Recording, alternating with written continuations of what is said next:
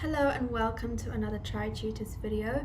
In this video we're going to be discussing the IEB English Home Language Paper 1 and some of my tips on how to approach this paper. So firstly, we need to understand what we're dealing with. We're dealing with a 3-hour paper that's worth 100 marks. So essentially every mark equals 1%. So it really makes a difference how you approach this paper in terms of the timing of it, in terms of how you answer the questions.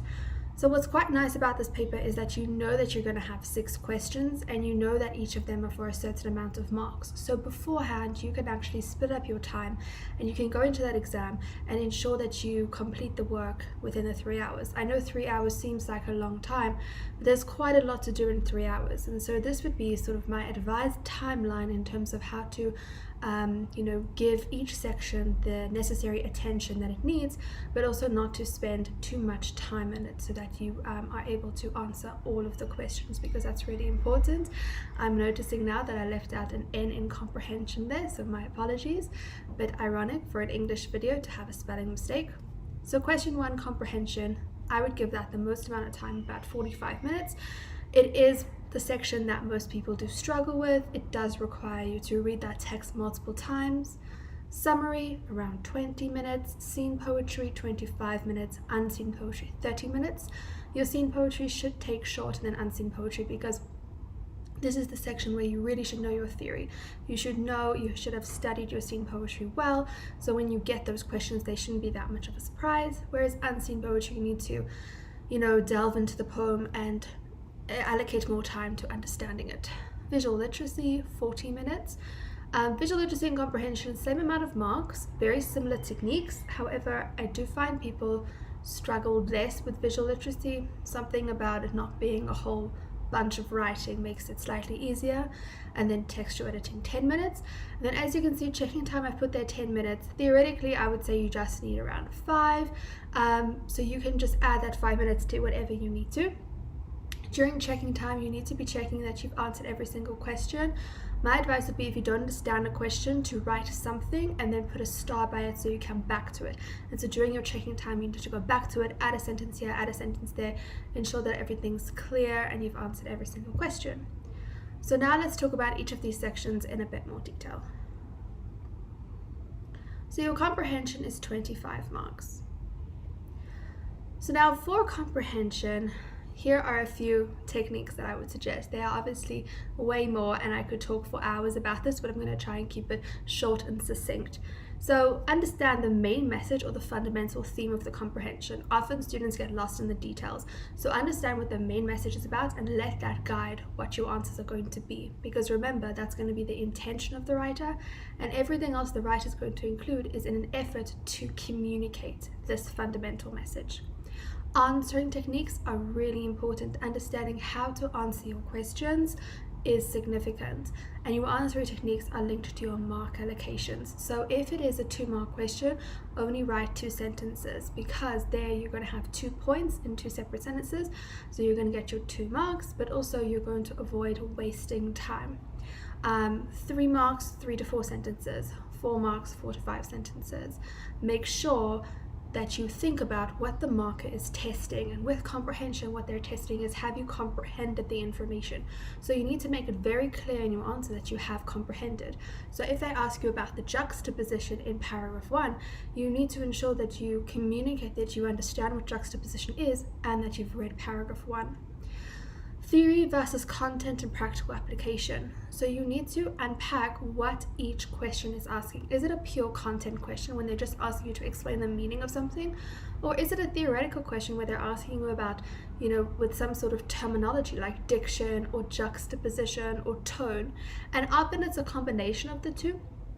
So they'll ask you to assess how the diction enforces the tone, but you have to remember to showcase that you understand the theory, so by quoting the diction and saying what the connotations are, by telling me the tone using an adjective, but then you also have to explain it with relation to that text. So maybe it's about, the diction of destruction has very negative, violent connotations, and this shows how dangerous the climate situation is. So you need to be linking your theory and your content in most of your answers, and understanding what the mark is expecting is crucial. Intertextual questions. So with IEB, they love asking intertextual questions. Not only that last question where they usually link it to some sort of cartoon, but also they give you like a definition, and they ask you to assess whether this definition matches what the writer says in paragraph whatever. So understanding with intertextual questions that sometimes there is an argument, sometimes you need to actually assess which one is better, sometimes you're just arguing whether they support each other, sometimes you're just discussing them, but typically you need to refer to both of the texts in your answer. So make sure with intertextual questions that you are very certain that you have given the marker everything that they're looking for, that you have assessed each of those different texts, the definition and the paragraph 3. Sometimes they even refer to 3 things. They want the title, they want the paragraph 3, and they want the definition that they've given you in the question. So making sure that you've attacked each aspect, and that ultimately you've provided a logical reason at the end as to why you've incorporated all those different things and which one supports the other or which one is better than the other. Remember to quote and explain. So this is something that the IEB that makes it different to DBE. So in DBE they do sometimes expect quotes. IEB, it's an absolute requirement, especially if you're getting a 3-mark, 4-mark question. You have to quote from the text, but you cannot just quote. You need to quote and explain yourself. Remember, comprehension, I'm checking, has the student understood, have they comprehended the information? And so if you're just going to quote, then I don't have that evidence that you've actually understood it. So give a short quote around 3 to 5 words, explain that quote. I have made a video about comprehension skills. I did use the DBE questions as a guide, but please have a look at those, and just remember the difference between like DBE and IEB comprehensions is typically your mark allocations and your level of questions, but that video gives a really thorough analysis on how to answer questions, so please check that out if you're struggling with comprehension. Your summary is 10 marks. This might be controversial, but something that my English teacher taught me and that I would advise to you is to leave the summary until the end of the paper. This is the one section in paper 1 where it's pretty challenging to figure out where your marks are coming from. It's marked according to a rubric, and it's, in my opinion, actually quite subjective. So I would definitely leave the summary to the end. I don't think it's worth, when you're at the beginning of an exam, you have the most brain power and you're not fatigued by the exam. So I would leave this till the last. It's not an important section. I mean, it's 10%, it's very important, and you can obviously work on your skills to do better in summary, but it's the one that I would definitely leave to the end. Tips for summary include reading the question very carefully. Understand what the purpose of this text is. Make sure you understand what the register is, what the tone is. Are you writing for a brochure? Are you on a radio show? Are you doing a speech to teenagers, or are you doing a speech to parents? That audience, understanding your audience and understanding the purpose of a summary is going to be crucial to how you position the information. Only include relevant information. Count your points. Oh my god, another typo there, my apologies. But go to your actual insert and don't be afraid to write on your paper. That's something as well for paper 1, is I don't know why people don't write on their papers. So you take your insert, highlight the points, count your points, try and get to at least 5 points. I know you only have 90 words, it's very limited. Try to get to 5 to 6 points, because then your content marks are going to be there and you're going to have actually answered the question. Write in your own words, not using your own ideas. So that's a big thing with paper 1, is a lot of it you need to say things in your own words, but you cannot use your own ideas. The same with comprehension, unless they specifically ask for your opinion, which is usually only like 1 question in the paper. You need to be interpreting what the writer's saying and just communicating that in your own way. Also, shift your sentences around. So play with active and passive, play with paraphrasing, play with synonyms, but really, and you can also remember, you don't have to use the exact order that they've given you in the summary. In the text, in your summary, you can do the last point first. Also remember, you need to for an intertextual summary, because they usually give you 2 or 3 texts, make sure that you have made clear reference to each of those texts, because that is marks that you are going to lose if you've only referenced one text. Word count. Okay, word count is so important. Read the instructions. This is something where you really should not be taking any risks. Firstly, including the word count is important. If you don't include a word count, they might take a mark off, which, as we discussed earlier, is 1%. So make sure you provide a word count.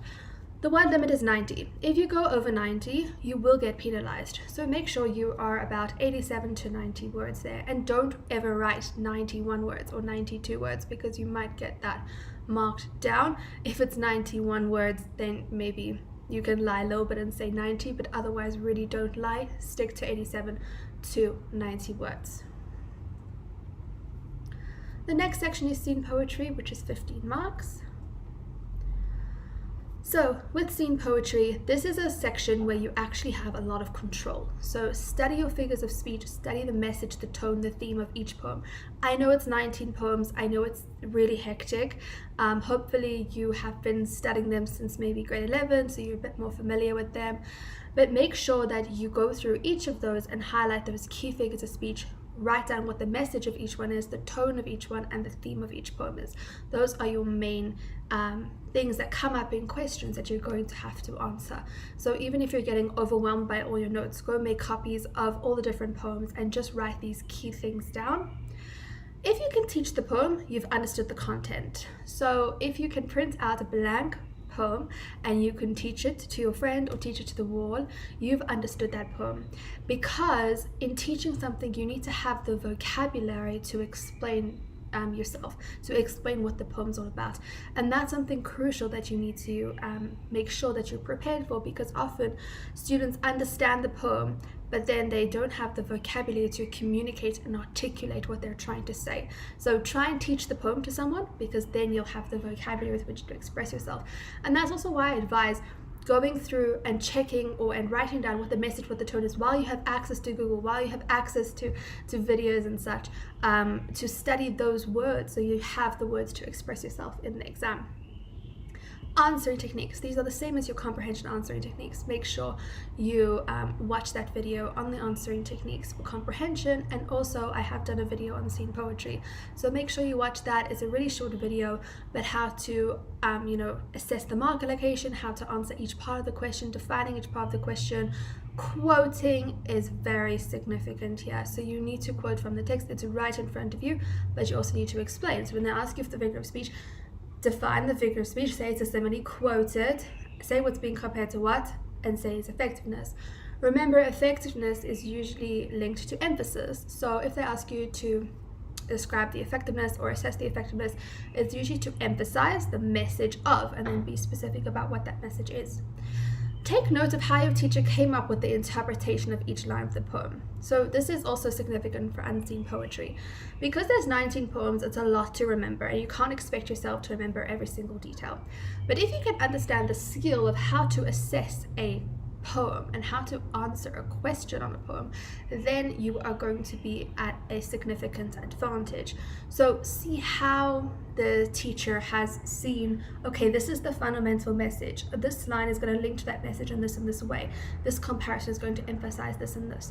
And there are videos online of all these different scene poems. So go watch those, see how the teacher interprets each word, each, piece of like form or structure or rhyme scheme, and understand how that links to the fundamental message. So a lot of similar things to comprehension in terms of answering techniques and in terms of analysis, but poetry in itself, this is an easy section, I would say. I think this is the easiest section, the one where you can really excel, because firstly it's content based, so it's easy to remember the sort of story of each poem, but preparation is key here.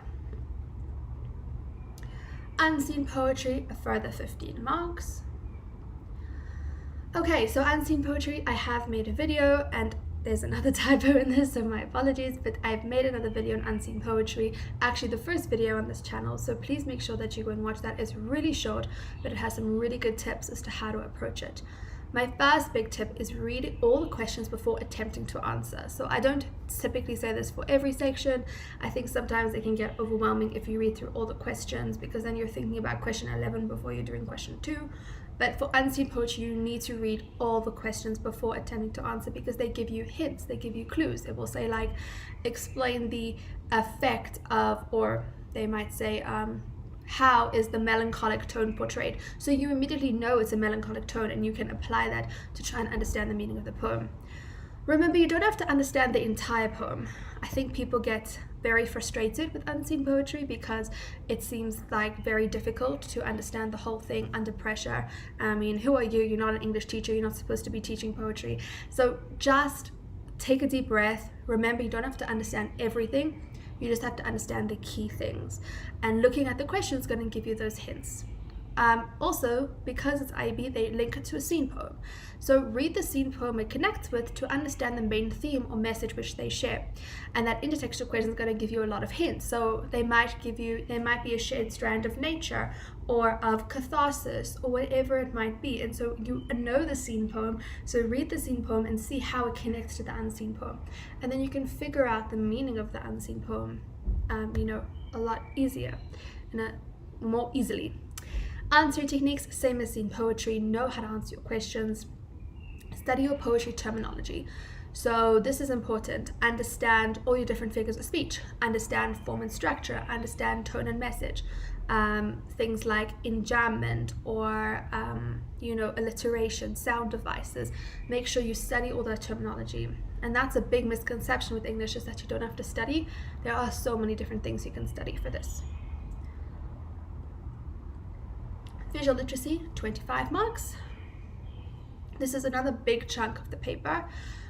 So my big advice here is the same sort of answering techniques as comprehension, but here you need to study your techniques of humor. So you need to study irony, pun, sarcasm, satire, know those definitions and be able to integrate those into your answers so that you are demonstrating to the marker that you've studied, that you've understood it. Understand the common thread and the key intention of the message, and look at the text in comparison with one another. So a lot of the time the texts you're given, they all relate in some way. So they're all about, there's a past paper on vaccinations, another past paper on like veganism. So usually all the different texts relate to each other, and sometimes there'll be comparative questions, or sometimes it will be differing views. So you might have an advert advocating to eat meat, and then you might have a campaign advocating for you to become vegan. So understand all those different texts, and this is something you can do in reading time if you'd like, just reading through all the texts and understanding what each intention is, because that's what ultimately you're assessing here. You're understanding how the techniques of humor communicate the key intention. So whether it's an advert or it's a campaign, they're trying to convince you of something. If it's a cartoon, they're trying to inform you of some sort of critical issue in society in an entertaining way. So make sure you understand the key intention, the key message, the underlying common thread, and how they compare with each other. Answering techniques, once again, watch the comprehension video to assist you in this regard. With visual literacy, it's different to comprehension is your visual and your verbal clues. So verbal clues are like comprehension, like diction and pronouns, and you're looking at the words itself. But visual, you can't quote visual. You can't, quote what's happening in the facial expression or the body language or the font or the color. But what you can do is you can be extremely specific. So instead of saying, we can see that the boy is upset because of his facial expression, rather say we can see that the boy is upset because he has tears coming down his face as his facial expression. So making sure you are specific with those visual clues and you explaining yourself is key. Textual editing, 10 marks. This section is all about studying and your well-rounded knowledge of, being an English student. So study the terminology, study the theory.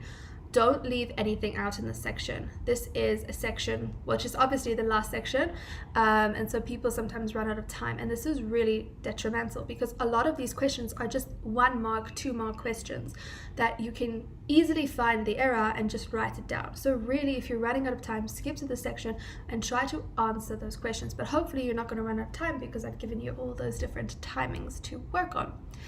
look out for the main suspect. So, I mean, if you look at past papers, they do give they ask a range of different things in textual editing, and it's very difficult to predict what they're going to ask because they ask random things each year. But look for your usual suspects like concord errors, apostrophe errors, function of the hyphen. So when they ask you for a grammatical error, a punctuation error, look out for those and read the questions very carefully, because it's very different if they say name the error, because that means they want you to say concord error, or if they say identify and correct the error, because there they mean you must quote has and say has should be have.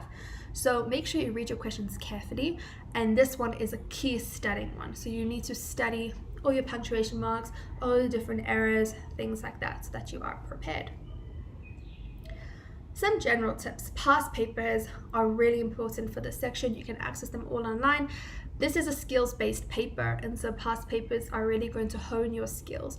Remember that the memo for English is not really a memo, it's more of a marking guideline. So make sure that you don't stick to it. You don't have to stick to it 100%, because we do give marks for how you interpret or how you justify or motivate your response. But have a look at the descriptors that are on the memo for November 2021's paper, and you'll see how the questions are marked in a sort of global fashion. But doing those past papers and practicing writing those 3 markers, practicing under time conditions so that you don't run out of time in the exam is important. And with these new timings I've given you, I would suggest that you definitely try a paper using these timings to see how they work out for you, whether they work or they don't work, because obviously this is just my advice, this is my opinion, this is how I approached writing my matric exam and how I've been teaching my students how to approach a paper 1. But some things work for some students, some things don't. So you've got to figure that out, and the way you figure that out is by doing past papers and testing yourself. Also, going back to that textual editing, how they can ask you anything.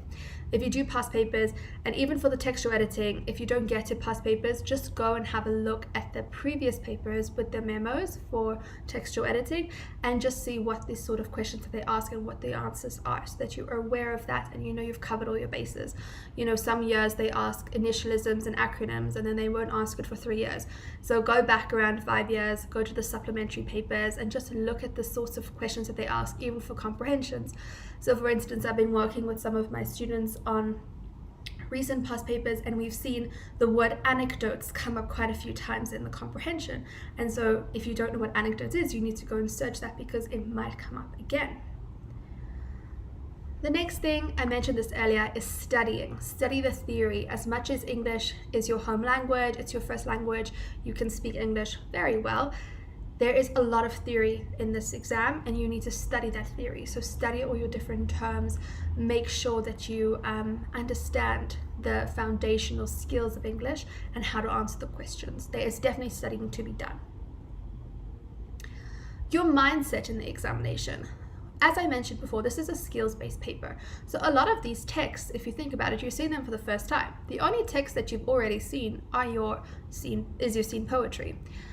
So you have to be in a certain mindset and headspace in the exam, because you have to think critically under time pressure. So all those cliche things that you get told about being prepared for an exam, like having a good night's rest, eating breakfast, going to the bathroom before you start the exam, all those things are extra important in English Paper 1, because you are dealing with text that you've never seen before. You need to be calm, you need to be collected, you need to take your deep breaths, and you need to trust in your ability to understand the text. It's absolutely critical that you're in the right headspace for this exam. And I'm actually, I'm happy for this year, which is 2022, that you guys have already written a few exams. So English is not your first exam, because sometimes I think it happens that way. So at least it's not your first exam. You're used to how things are done during final exams.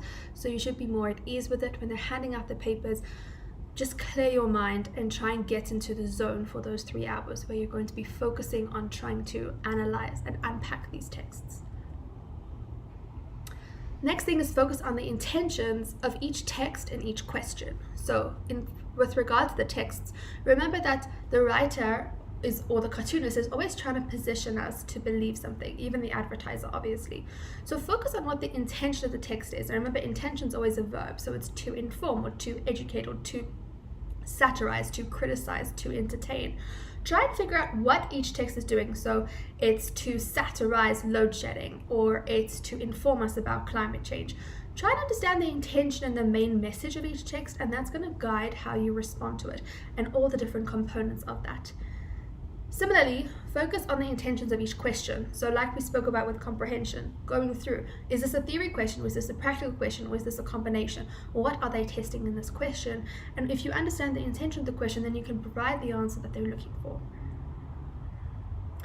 Lastly, try every question. You never know. This is so important, because when people leave things out, you give the marker no choice but to give you 0.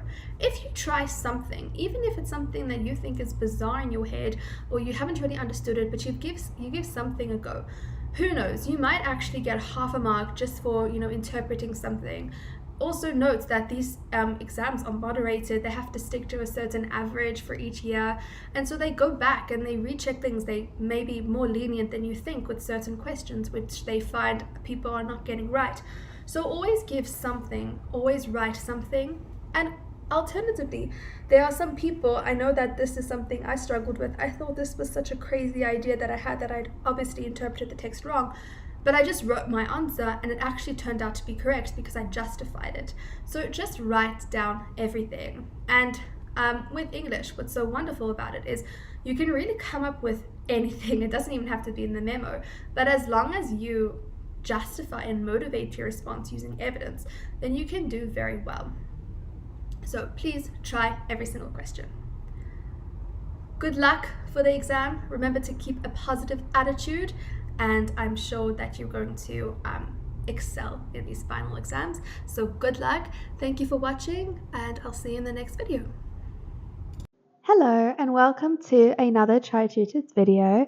In today's video we're going to be looking at the English Paper 1 section of visual literacy, and we're going to be talking through some skills and approaches that you need to be aware of in order to effectively answer the questions on adverts and cartoons.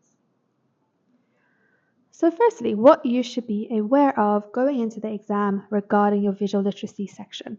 So firstly, you need to think about, what is the marker testing? What is the marker looking for in my answers?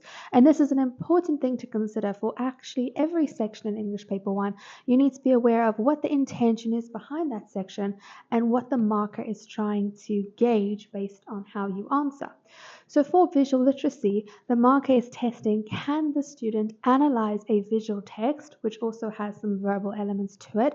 Can they understand what the writer or the creator's intention is behind creating that text?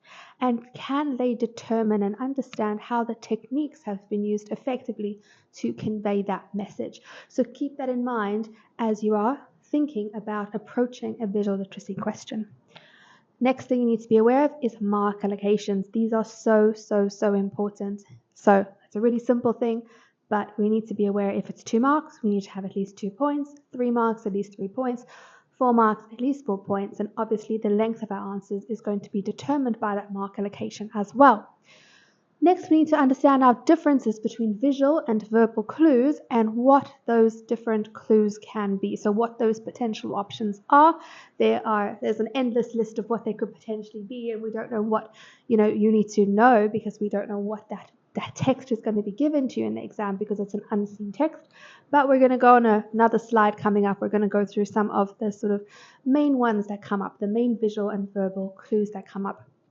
It's really important as well to know the difference between visual and verbal clues, because sometimes you will get a question that is very specific. It asks you specifically only for visual clues, or some will only ask for verbal techniques, and then others will require an analysis of both of those techniques. And lastly, this is so important, you need to remember that the message is always connected to the techniques. So whatever techniques are being used in a particular text, in a particular visual text, it is always there to enhance or to convey or to emphasize the message being presented. So the message and the techniques are inextricably linked. So always keep that in mind when you are looking towards studying and writing a visual literacy question. So what should you think about before answering? Now, if you watch any of my videos, you know that the way I like to approach English Paper 1 is that you need to make sure that on your question paper you are highlighting, you are circling, so that you have a very clear idea of how you're going about every single answer. So even if it's a 2 or 3 mark question, you have a bit of a plan, a bit of a strategy going into it. So think about how many facts do I actually need, and that's going to be based on that mark allocation, right? So if it's 3 marks, you're going to need at least 3 facts. What are the keywords in the question? Do they ask me to discuss something? Do they ask me to evaluate? Do they ask me to determine which technique is better or which text is better? So circling or highlighting those keywords so we understand exactly what they are trying to get out of us from that question. And lastly, what is the writer or cartoonist's intention or message? So we spoke about it on the last slide, but this is something that's absolutely integral. And for me, when I'm doing a visual literacy question in an exam, I would have a look at my text, and that's the first thing I'm going to try and figure out is what is this writer trying to tell me? What is this cartoonist's message? And only from there, once I figure that out, then I can actually understand or actually turn to the questions and start to answer them once I have a clear understanding of what that writer's message is. So now we get to the really important part, is what to actually write as part of your visual literacy responses. So firstly, you need to use the words of the question to guide your answer. This is going to make sure that you stay focused on the question, that you don't get sidelined, and that you ultimately fit the criteria of what the marker is looking for. So for example, if the question posed is, how does the writer use visual techniques to enhance his message? You will then can write as follows: the writer uses the visual clues of, and then you would actually, say what those visual clues are in order to convey the message of, and you can say what that message is. So using the words of the questions to guide you is really important. I think some students try and be creative and they try and put it all in their own words. And remember, this is English Paper 1, so we're testing on reading ability and evaluating abilities. So use the words of the question so that you can actually make sure that when your marker is marking, they can really easily tick off because you have answered each part of the question. Next is write according to the mark allocation. We've already discussed this. I like to use that rule of thumb of if it's 2 marks, at least 2 sentences, 3 marks, 3 sentences, etc. Write in full sentences. That one's pretty obvious, but also still an important one to remember, because this is going to make sure that your ideas are presented in a cohesive and academic way. The next one is imagine you are writing to someone who has not seen the text, so incorporate quotations and specific details into your analysis. So this is a little bit of a thinking tactic. Obviously, your marker does have access to the text, right? And they can see the advert or the cartoon that you're analyzing, but try and imagine that they don't have that and they don't have the question. And your answer then needs to be incredibly clear in terms of answering what the question is, but also in terms of providing evidence from the text to prove your particular opinion or your particular stance, what your answer is ultimately. So the rule I would say is that if they ask you for verbal quotes, if they ask you for verbal techniques, then to provide a short quote is a really good option, and then obviously to explain that quote. And then when they ask for visual clues, always give really specific details. So I always say to students, don't just say, oh, the boy looks sad. Don't even say the boy's facial expression is sad. Rather say the boy is really sad and depressed as we can see tears coming down his cheeks. So being really specific about what that evidence is to back up what your understanding of the message or the intention of the cartoon or advert is. Next is, what is the main message or theme? Keep this in mind the entire time you are writing on a particular text, because this is going to keep you focused and on the lookout for techniques. Like we said earlier, the techniques and the message are inextricably linked. So if you focus on what the message is, the techniques are going to become a lot clearer to you, and the intention of those techniques is also going to clarify itself. So keep your focus on what is the main message, what is the main theme, what is this writer trying to convey, and then all the techniques and everything else will be a lot easier to understand and easier to write about. So, as I promised earlier, let's go through a couple of the usual visual and verbal clues that seem to come up in visual literacy questions. So for visual clues, We can refer to body language. Like I said, though, we want to be super specific. So we don't want to just say, oh, the body language shows that they're depressed. We need to say they have hunched shoulders, talk about posture. Are they sitting or standing? We can also think about facial expressions. Are their eyebrows arched, wide eyes, etc.?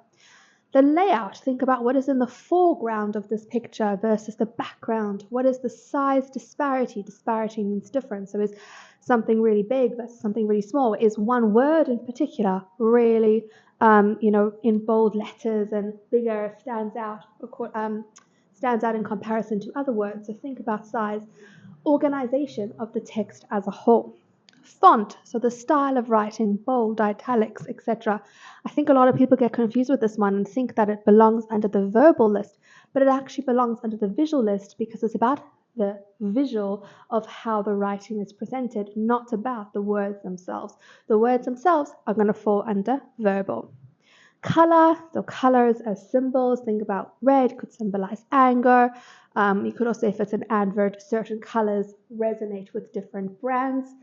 Logo, the image itself, does it invoke anything, any emotion? Is it associated with shock, with celebration, with joy? What is the emotion that is connected to that image? Verbal clues.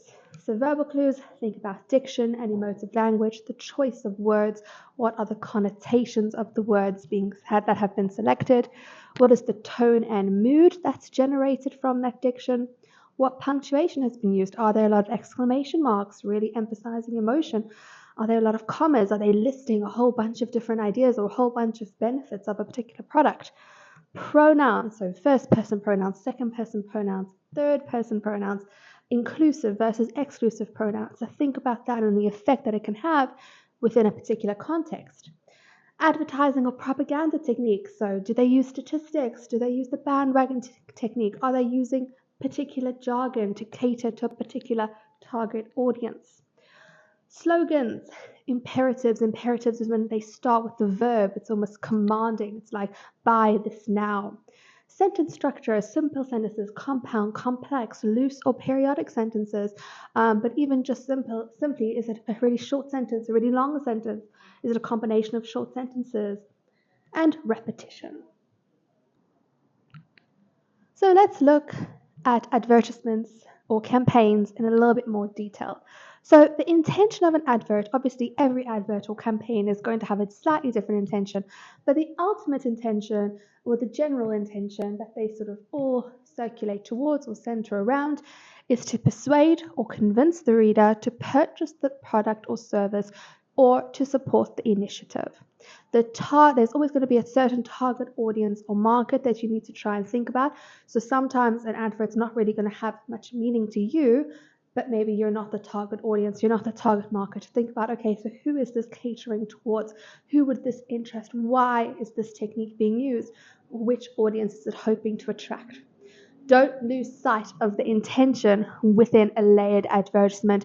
This is so important. Often advertisements, especially sort of modern or really clever advertisements, don't necessarily come across overtly as being an advert for a particular product. You could get carried away by the offering of a particular lifestyle that they have or a particular emotion that they're trying to sell you. So don't lose sight of actually the fact that they are trying to convince you to buy something. So even if it's showing this beautiful lifestyle, living in this mansion, remember, what are they trying to sell you? And they might be trying to sell you sort of just a simple product like orange juice, right? And they're just associating it with this incredible lifestyle. And obviously that is a propaganda technique, but there's so many of these different propaganda techniques that are often layered within a text, layered within an advert. So it's important, as much as what they're offering you, as much as what is being put out in that advert, always remember the singular intention of an advert is to persuade or convince the reader to buy something.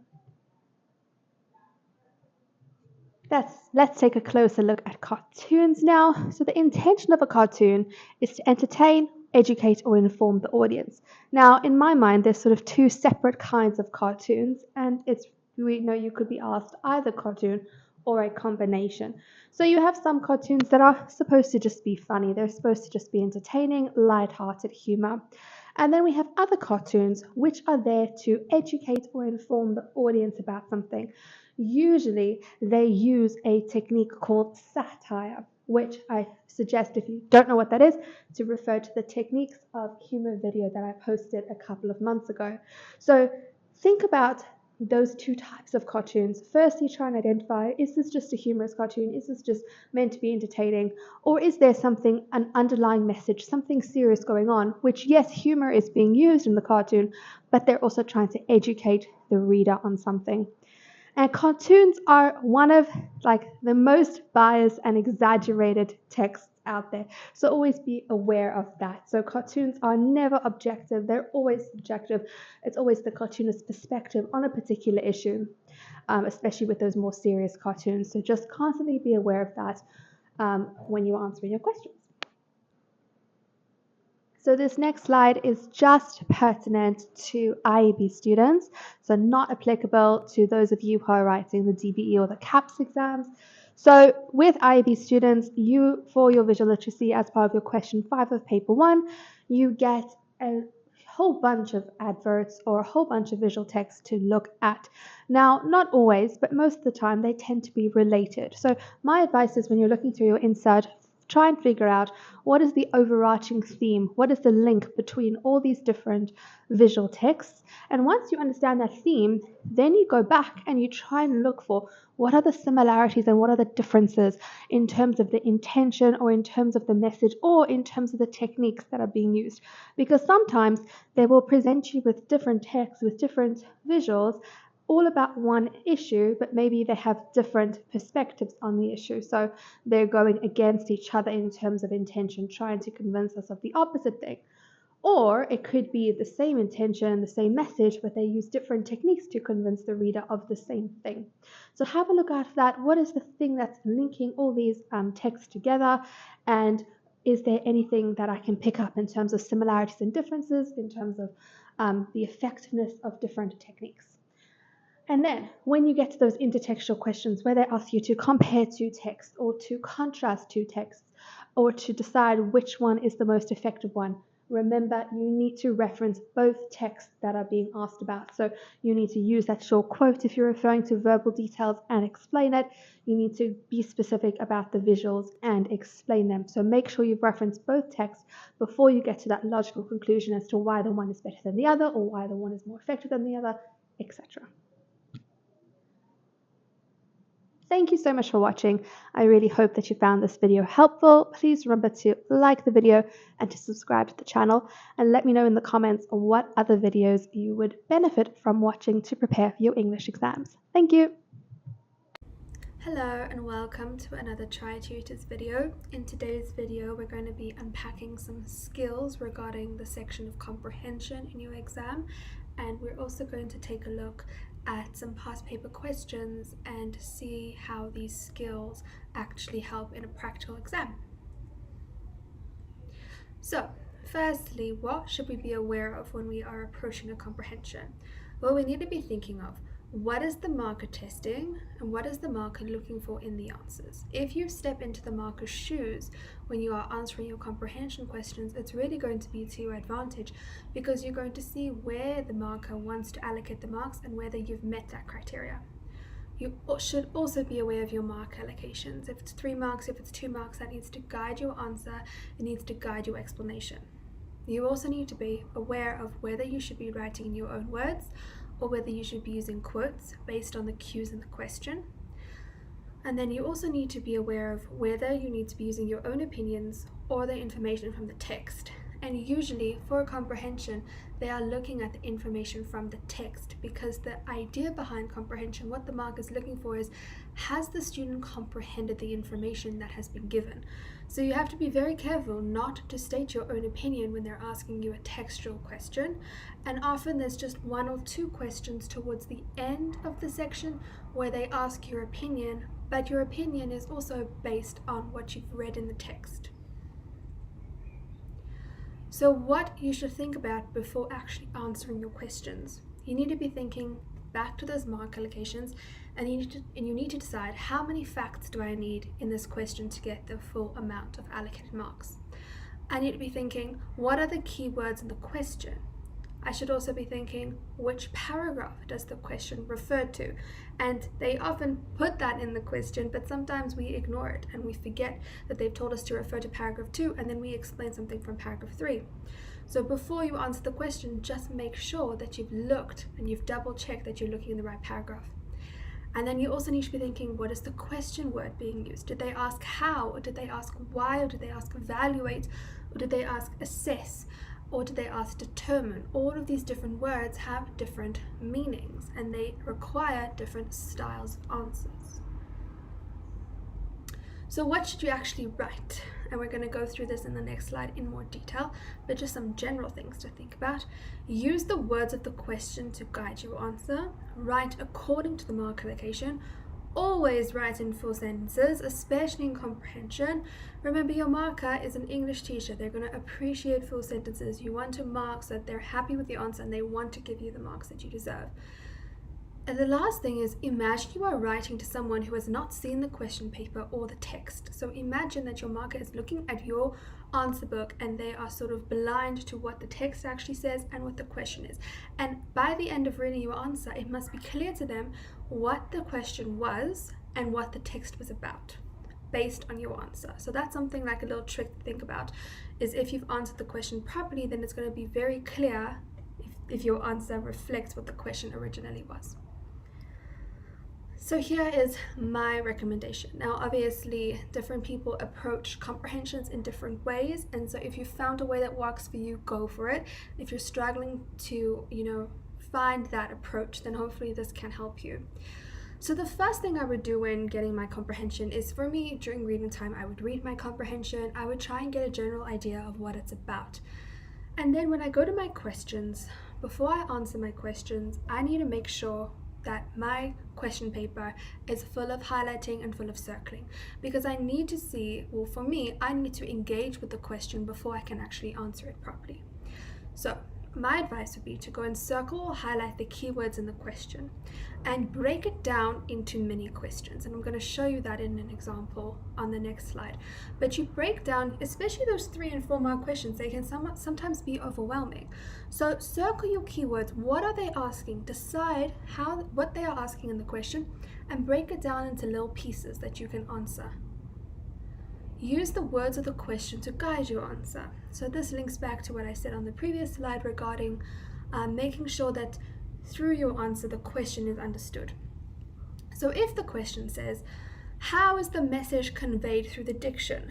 You use the words of the question. You can say, the message is da da da da, the diction is da da da da. This is not an essay. This is an exercise in comprehending the information and articulating the information. So if it's easier to use the words of the question and to guide the marker exactly where you're going with your response, then do that. You're not getting marks in comprehension for the fluency of your writing or the subtlety with which you use diction. You are getting the marks according to the facts that you're providing. Define each part of the question and provide evidence in the form of short quotes. So if you listen to what I've said in terms of using the words of the question to guide your answer, you're essentially going to be defining, in inverted commas, each part of the question. So if it says, how is the message conveyed through the diction? You are saying the message is, the diction is. You are defining each aspect of that question. And so then you're going to get your marks easily. Now, for a 3-mark question, it's sometimes quite nice to put a short quote in from the text to show that you are using the information from the text and you're not just coming up with your own ideas. But a very important thing is you don't want to just quote as your entire answer, because that is showing me absolutely nothing. It's not showing the marker that you've understood anything. So you need to provide a short quote, but then you need to explain your quotes using your own words, because the marker is looking to see whether you have comprehended the information. They're not looking to see if you can copy from the text. They're looking to see have you comprehended. So you can use a short quote, put it in inverted commas, but then make sure that you explain it. Take note of the mark allocations and write accordingly. If it's 2 marks, you want at least 2 sentences. 3 marks, 3 sentences. 4 marks, 4 to 5 sentences. This is very important in terms of some people are underwriters, so they will only write 1 sentence for 3 marks, and there's no possible way you can get 3 marks in 1 sentence. But it's also important for those overwriters out there, because If it's 2 marks and you're writing 4 sentences or 5 sentences, then you are going to run out of time. So you need to ensure that you contain yourself, and if it is only 2 marks, you only write 2, maximum 3 sentences, so that you can ensure that you complete the paper in time. Sometimes with the comprehension, people get fixated on the details, and they find a little detail or they find a word that they don't understand, and then they feel like they can't do any of the comprehension questions because, well, they don't understand that particular detail. My advice would be to understand what the main message and theme of the comprehension is. So take your reading time and read that comprehension once over, maybe twice over, and get in your head, what is the main message? What is the main theme of this? Is it about climate change? Is it for climate change? Is it against climate change? Just simple things like that. And that's going to keep you focused and on the lookout for how this message is being portrayed. And that's ultimately what the questions are going to be based around. Remember, there's typically maybe 1 or 2 paragraphs that go against this main message, and that's the counter argument. So look out for those. Is there a counter argument? Is there not a counter argument? But understanding the main message of the text, which hint can often be deduced from the title, is going to allow you to focus on the techniques and not on the details that maybe you don't understand. But focusing on the main message is going to help you answer the questions accurately. Always remember that a text is positioning you to believe something. And the ways in which they position you to believe something include things like pronoun usage, diction, sentence structure, paragraph lengths, punctuation. So always be aware that you are being manipulated. This refers to comprehensions and adverts and cartoons. They are always positioning you to believe something. So make sure you understand how they are positioning you to believe that main message or that main theme. When answering your questions, and this applies to comprehensions and visual literacy, which includes your advert and your cartoon, remember to combine the theory and the practical application. So for example, if they ask you, what is the effect of the use of the rhetorical question? Now that's a question that, theoretically, a rhetorical question always engages with the reader. So you write it engages with the reader, or it makes the reader think. But that's the theoretical part. You need to actually apply it to what's being spoken about in the text. So you need to say, the rhetorical question makes the reader think about the dangers of climate change. So once again, going back to that idea of the marker doesn't have the text in front of them, you need to ensure that when you have those theory questions, like what is the effect of the rhetorical question, that you combine your theoretical knowledge with the practical application to this particular text. Answer each part of the question and circle where the marks are coming from. So you circle your keywords in the question, and I'm going to show you an example and it's going to make more sense, but understand where your marks are coming from, and then you can answer these sorts of mini questions within this 3 or 4 mark framework. And from there you can put yourself in the marker's shoes and you can read back your answer and say, oh yes, okay, I am going to get 3 out of 3 because I've got 3 particular points. I've unpacked every part of the question. And then remember, whenever they ask you what is the effect of something, or what's the effectiveness, or to comment on the use of something, it's usually to emphasize. But you can't just say to emphasize. You need to be specific as to what it's emphasizing. So how is the diction used effectively? You would explain what the diction is, you define what the diction is, explain it, and you could say the diction emphasizes the tone of, and you actually have to be specific about what that tone is or the message of, and explain that message clearly. So on the screen here I have the questions from the November 2021 DBE grade 12 paper. So you can have a look, and I've got the links on the next slide where you can actually find the comprehension, the questions, and the memo. But I want to unpack the questions with you, and unfortunately the memo doesn't really show you exactly where each mark comes from in some of the cases. Sometimes they do, sometimes they don't, but I want to show you how I would actually unpack each of these questions and how I would go about answering them. So I'm not actually going to answer them, I'm going to show you how to approach them, and then my advice would be to try to do the paper yourself, and then you can check if you're on the right track in terms of the content. So 1.1 said, what message does the writer convey in the first sentence for 2 marks? So I need to see, where am I going to get my 2 marks? Well, my first mark is going to be actually telling you something about the first sentence, and my second mark is going to come from the message. So this is something that could be put together, and maybe I could just find two different messages from the text, or I can explain the first sentence really well in my own words, and then tell the marker what the message is, what I've got from that first sentence, from the explanation, what the message is. And I can use the words of the question. The first sentence is about da da da da. The message the writer conveys is da da da da da. And then I have 2 marks. So 2 marks for 2 sentences for unpacking 2 different aspects of the question. 1.2. What does trading playground insults reveal about the writer's attitude towards powerful politicians? So here you need to unpack what trading playground insults suggests, what it means, and then you need to actually define what the writer's attitude is. So is their attitude dismissive? Is it optimistic? You need to find an attitude word, and attitude is a synonym for tone, which means that you need to use an adjective to actually describe what this attitude might be. So unpack what trading playground insults, what a playground insult is, and then tell me what the writer's attitude is. And then you're going to get 2 marks. Refer to paragraph 2. Discuss the importance of mentioning the participants in various protests. So this is a pure content question. There's nothing theoretical about it. It's just based on your understanding. But go back to paragraph 2, because I said refer to paragraph 2, and please reread paragraph 2, and then you'll be able to answer this in an easier fashion, because paragraph 2 is actually going to explain this. So you need to unpack what it means that participants are in various protests, and then you need to say what the importance is. And so the importance here would probably be to emphasize something, to emphasize what the writer is trying to say. And so I would write there, the importance is to emphasize what the writer is trying to communicate in the message, which is, and I tell you the exact message of the text.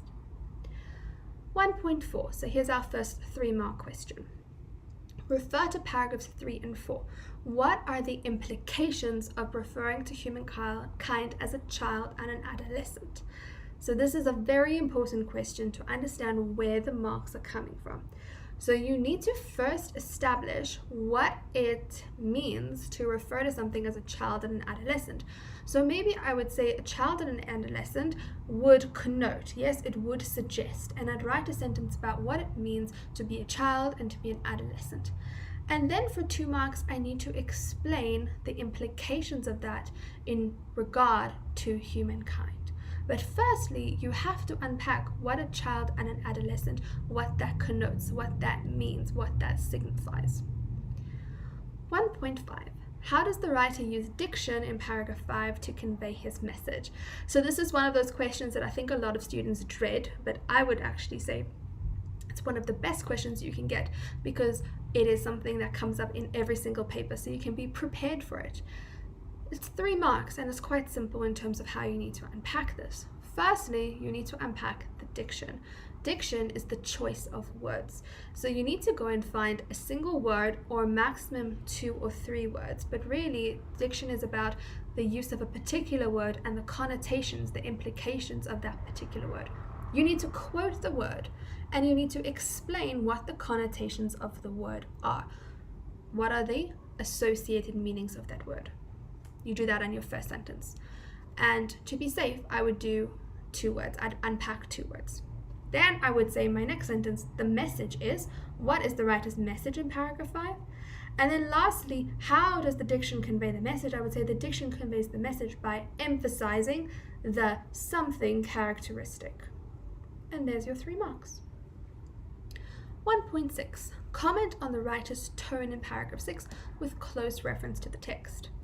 Alright, so this one is it's quite similar to 1.5. It's quite theoretical, but you have to apply to the practical. So over here, you need to define what the writer's tone is, and remember we said this is an adjective, so you need to say the writer's tone is conversational, or it is scathing, or it is optimistic, whatever it might be. And then it's that close reference to the text. Close reference to the text means you need to quote and explain from paragraph 6. So I would say what my tone was, then I would say what the close reference to the text is, and then I would make a comment about it. So I need to make a critical argument as to how this tone and the text link together. So I could use perhaps my favorite word, emphasize again. So I could say how this idea emphasizes the writer's tone, or the tone emphasizes this idea in this way. Skipping to 1.11, to what extent does text B reinforce the ideas expressed in paragraph 7 of text A, motivate your response? So this is an important one because this is our intertextual question, and you always are going to get an intertextual question for 4 marks at the end, and it links text A and text B together. Remember, they're not going to give you a text B that has nothing to do with text A. There is always a connection. So my advice would be always to show the connection, always to show the similarity, because there is going to be some sort of similarity between them. It might be a different take on the issue, but it's the same issue that's being expressed. You have to remember to unpack the 4 marks. So where are you going to get your 4 marks from? So firstly, I would unpack text B. So what is text B about for 1 mark? Then I would unpack paragraph 7 of text A and explain what that's all about. And make sure that those explanations link together. Then I would make sure to give at least something from text B, some quote or some mention of the picture. And the same with paragraph 7 of text A, some little quote with an explanation. I would, in my head, put half and half a mark and half a mark for each of those. And then my last mark would come from the motivation of my response. And here I have to give a logical reason as to why the one reinforces the other, why they support each other, why they are the same. I hope that has been helpful. It's just a little taste of my approach in terms of how to get through a comprehension, how to achieve in a comprehension. Remember, as much as comprehension is about the text itself and understanding the text, there is a lot of preparation that you can do in terms of, what is tone, what is juxtaposition, what is diction. So making sure you understand those terms before you go into the comprehension, before you go into the exam. Remember to trust your interpretation of the text and to trust your understanding of the questions, and most importantly, to ascertain where you're going to get your marks and go according to your mark allocations. I hope that has been helpful. I'll see you in the next video. Hello and welcome to another Tri-tutors video. In today's video, we're going to be looking at the IEB summary question, and we're going to be talking about some skills and approaches that I would suggest that you follow in order to achieve maximum marks in this section. So this is your paper 1, question 2, and it's always important to go into a question or into a section in an English exam understanding what the intention of that section is, what the marker is looking for. So for the summary, what your marker is trying to ascertain is if you can understand a written text, can you select relevant information, can you paraphrase the main ideas, showing your true comprehension of those ideas, so not just copying and pasting, but being able to take those ideas and put them in your own words, showing your level of comfort with the English language, and can you present the ideas in a well-constructed and concise manner. In terms of looking at the English paper 1 in general, summary is sort of the odd question out, in the sense that the other sections are more, short questions and short answers, whereas the summary actually wants, one extended response. So it is slightly different in that way. So we're going to see with the mark allocations and the way it's marked, it's also marked differently. So always keep that in mind.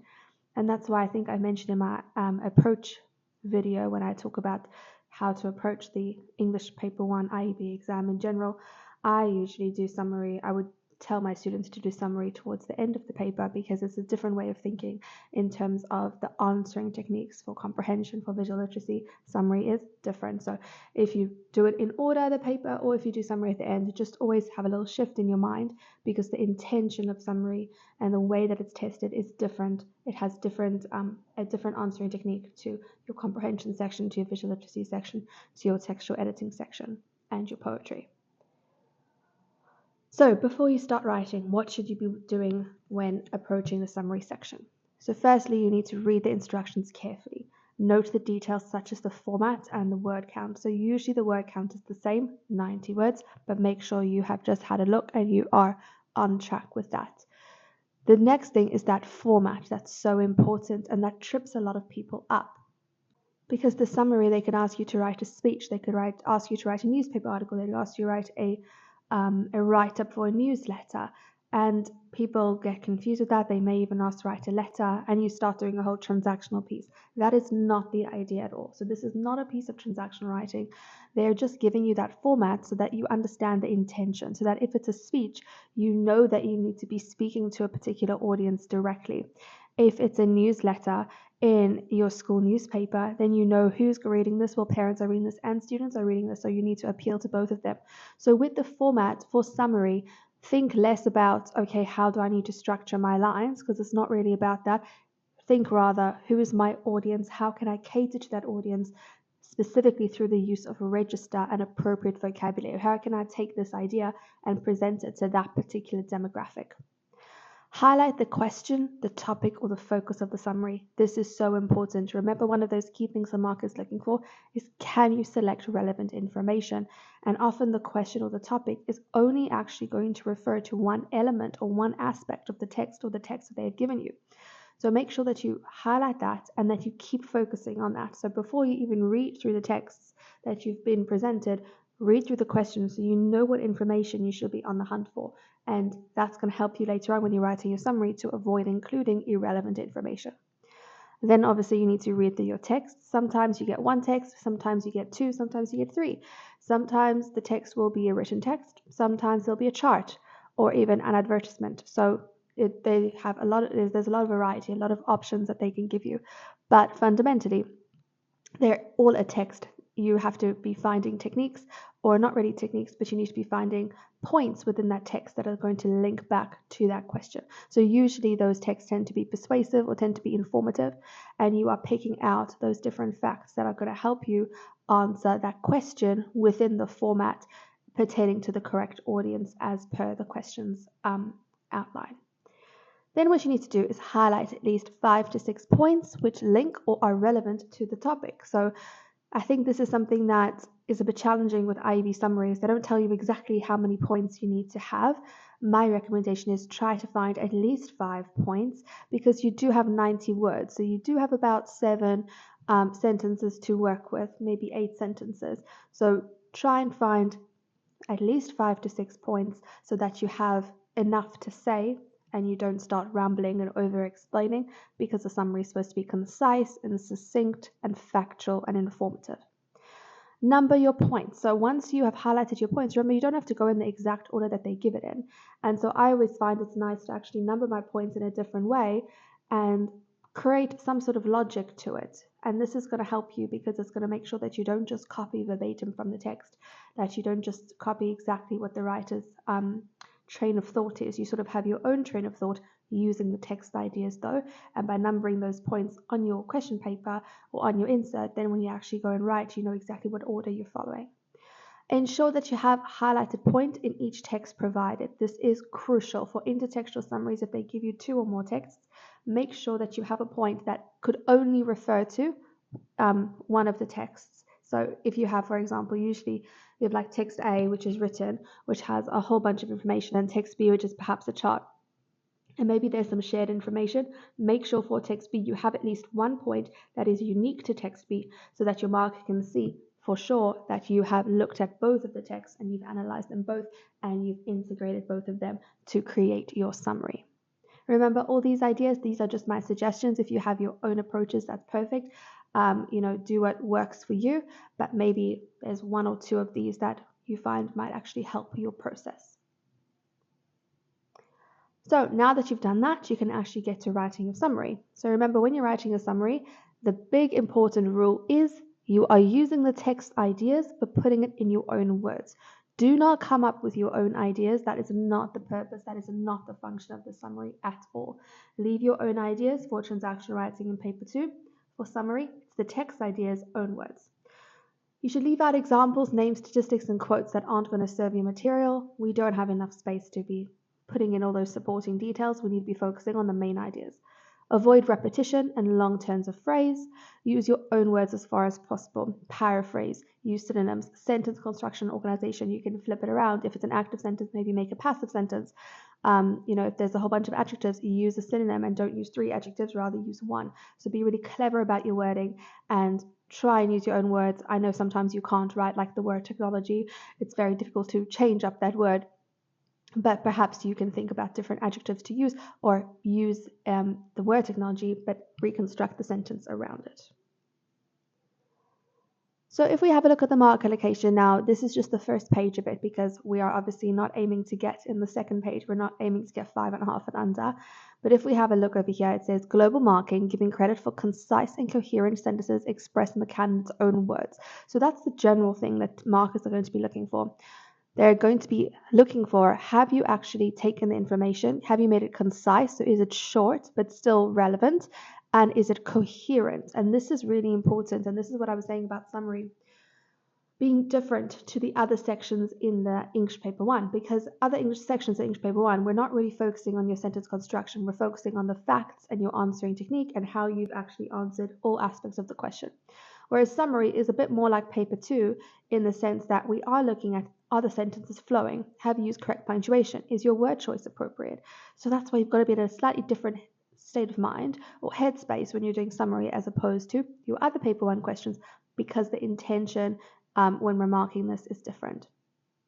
So in order to get that 8.5 to 10 marks, a very good response, you need to have produced a summary which has adhered to all instructions, will demonstrate that they can successfully select relevant information from the different parts of the text. So making sure that each aspect of the question has been answered appropriately and that the information that has been selected is all relevant. And then the other bolded thing that they've put over here, which is really significant to note, is the register will be consistently appropriate to the format.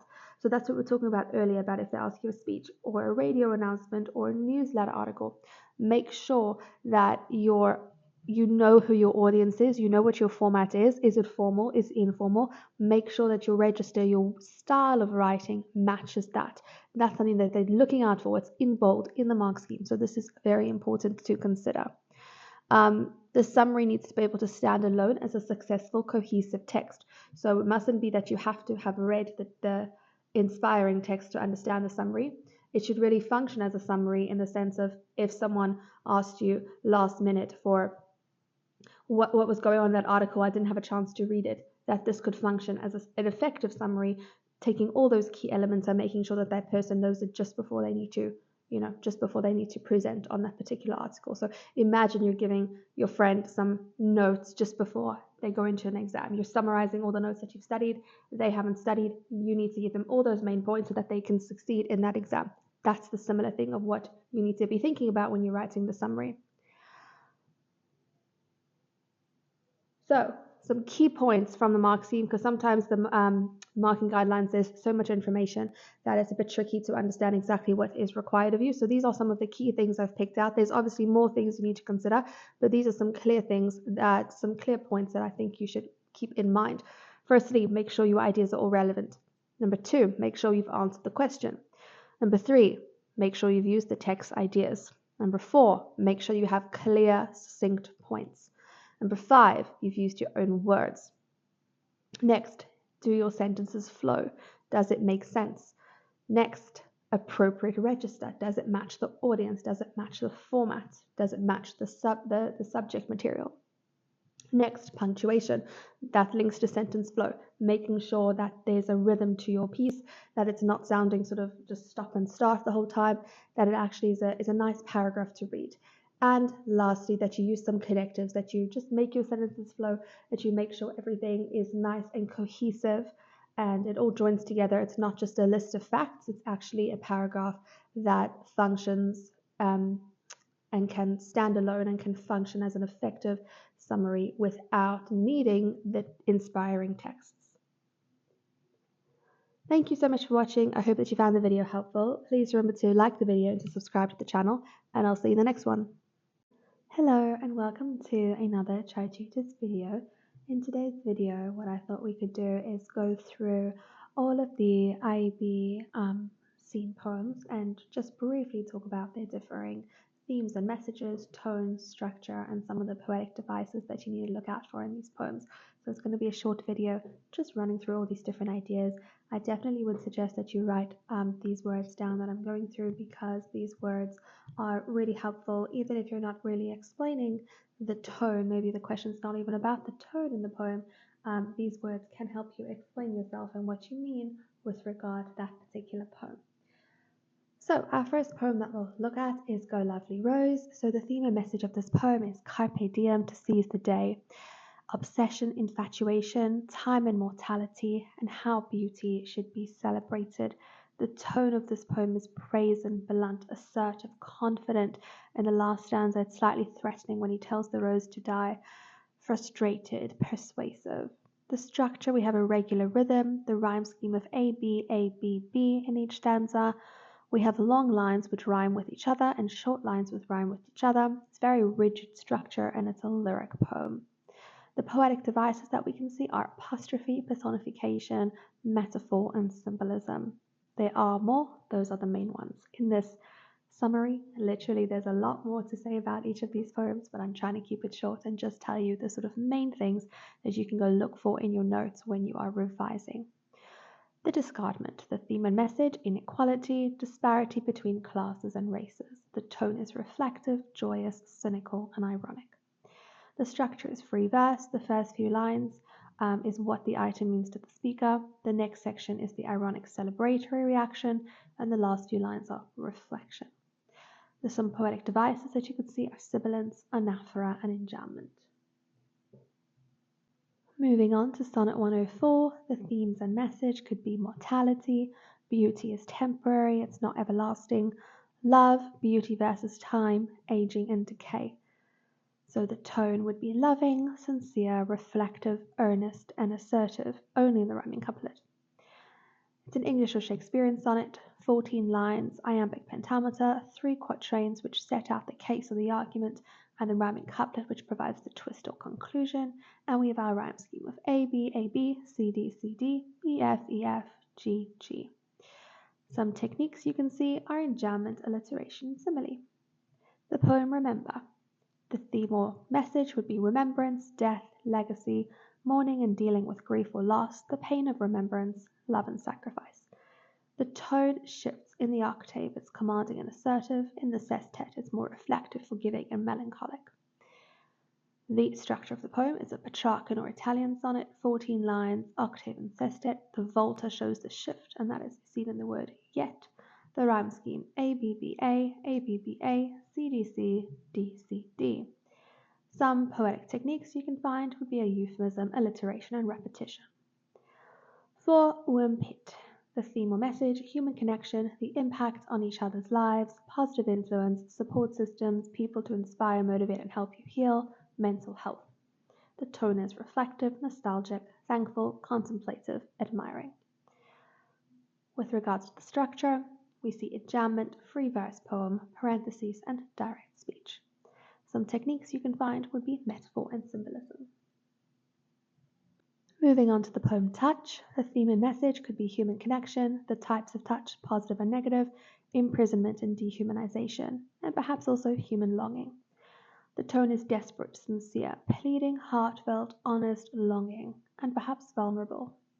The structure, we use enjambment, free verse, fragmented short lines. Always think about the structure as what its effect could be and how it links to the message or the theme of the poem. So definitely try and make that connection. And some techniques could be alliteration, repetition, and transferred epithet. Ozymandias.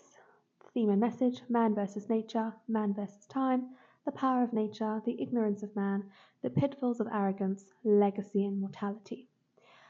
In this poem, there's a lot of shifts in terms of tone. We start off quite reflective and matter of fact. Then when Ozymandias is proclaiming himself to be powerful on the pedestal of the statue, he comes across as confident and arrogant. And then lastly, the comment that's been made is said in a sarcastic and reflective tone.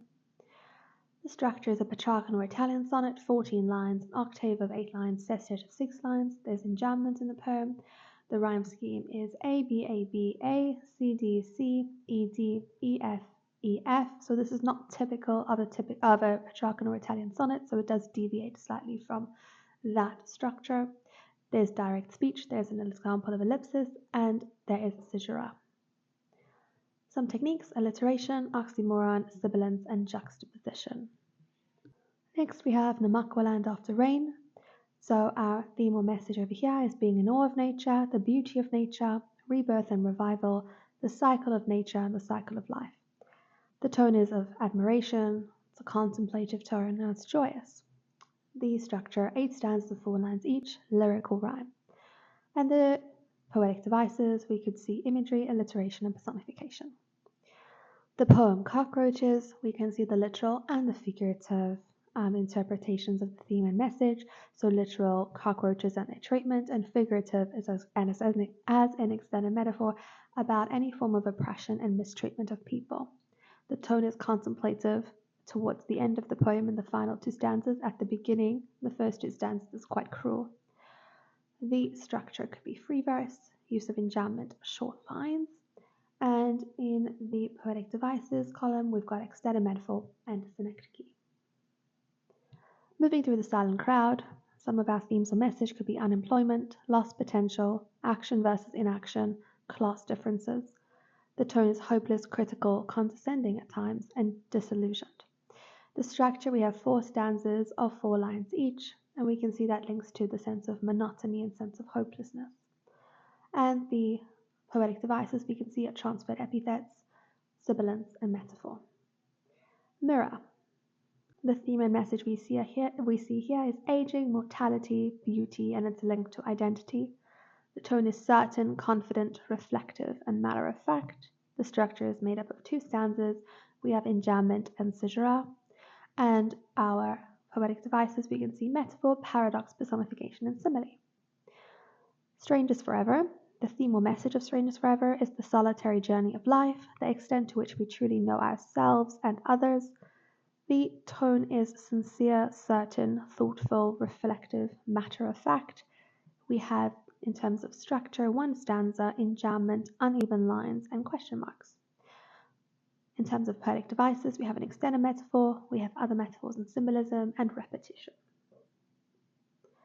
The Sun Rising. For the Sun Rising, the theme and message is the strength and power of love, love as a microcosm of the universe. The tone is confrontational, condescending, brazen, assertive, and demanding. This is how the speaker is addressing the sun in this very confrontational manner. The structure, we have 3 stanzas of 10 lines each with an A, B, B, A, C, D, C, E, E in each stanza. That's the rhyme scheme in each stanza. It's a dramatic monologue, and we have varied line lengths with a question mark. The poetic devices we see are metaphors, alliteration, and apostrophe. Next, we have Nobody Loses All the Time. The theme and message over here is life and death, failure, meaning or purpose of life. The tone is cynical, sarcastic, reflective, and flippant. The structure could be seen to have limited capital letters, limited punctuation, free verse, enjambment, varied line lengths, and some of the techniques could be irony, repetition, and hyperbole. Next, we have Will It Be So Again? So our theme and message is politicians are corrupt and power hungry, the tragedy of war, the promise of longing for peace, holding politicians accountable, and the duality of politicians. The tone is melancholic, angry, cynical, adamant, resigned, and bitter. So depending on where you are in the poem, you would use a different one of these words to describe that particular tone of that stanza or line. The structure is enjambment, caesura, long sentences, making it a slow pace, rhetorical questions, fixed rhyme scheme. Apologies for the typo there. It's fixed rhyme scheme. A, B, C, B, A in each stanza. Some poetic techniques: repetition, euphemism, simile, metaphor, symbolism, and metonymy.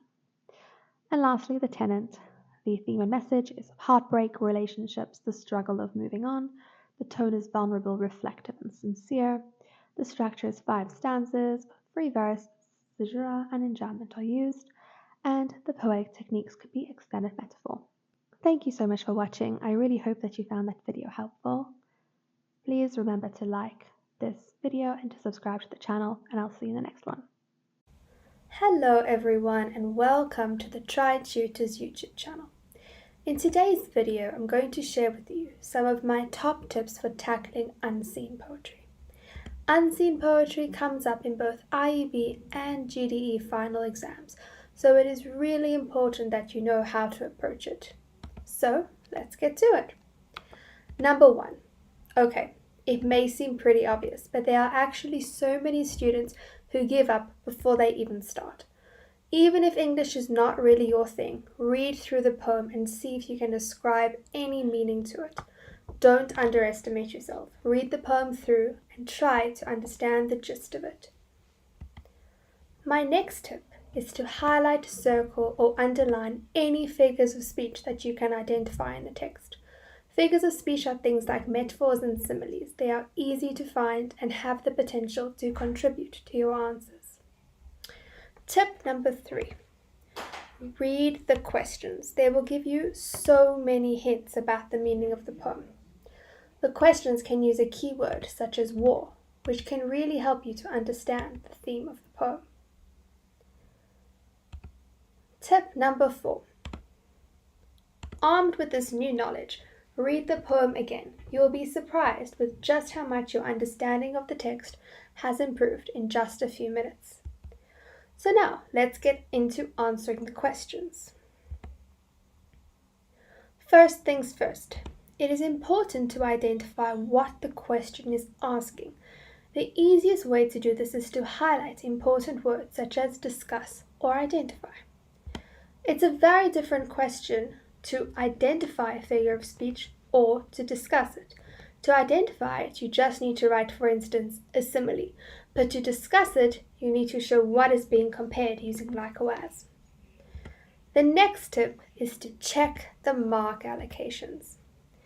If it is a 2-mark question, please do not write half a page and spend 10 minutes on it.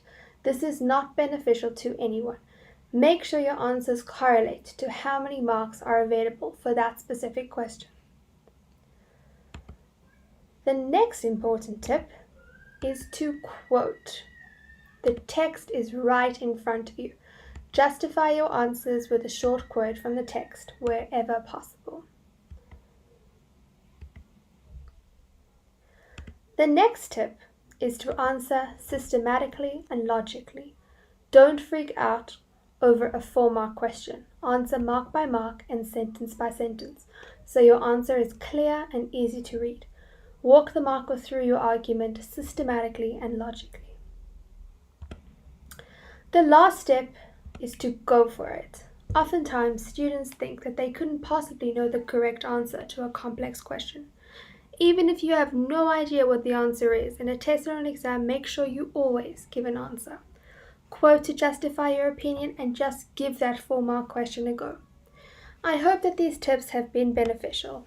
I encourage you to apply these tips by completing past papers and doing lots of examples. Thank you so much for watching. Goodbye for now. Hello everyone and welcome to another Tri-tutors skills video. Today we will be discussing some tips regarding scene poetry. This is one of my favorite sections in the English syllabus, as with the right preparation you can do really well in this section in your exam. Your road to success starts before the exam. Don't leave this preparation until the last minute. As you are being taught your scene poetry for the year, keep these preparation tips in mind. Number 1. Get as much information about the poem as you can.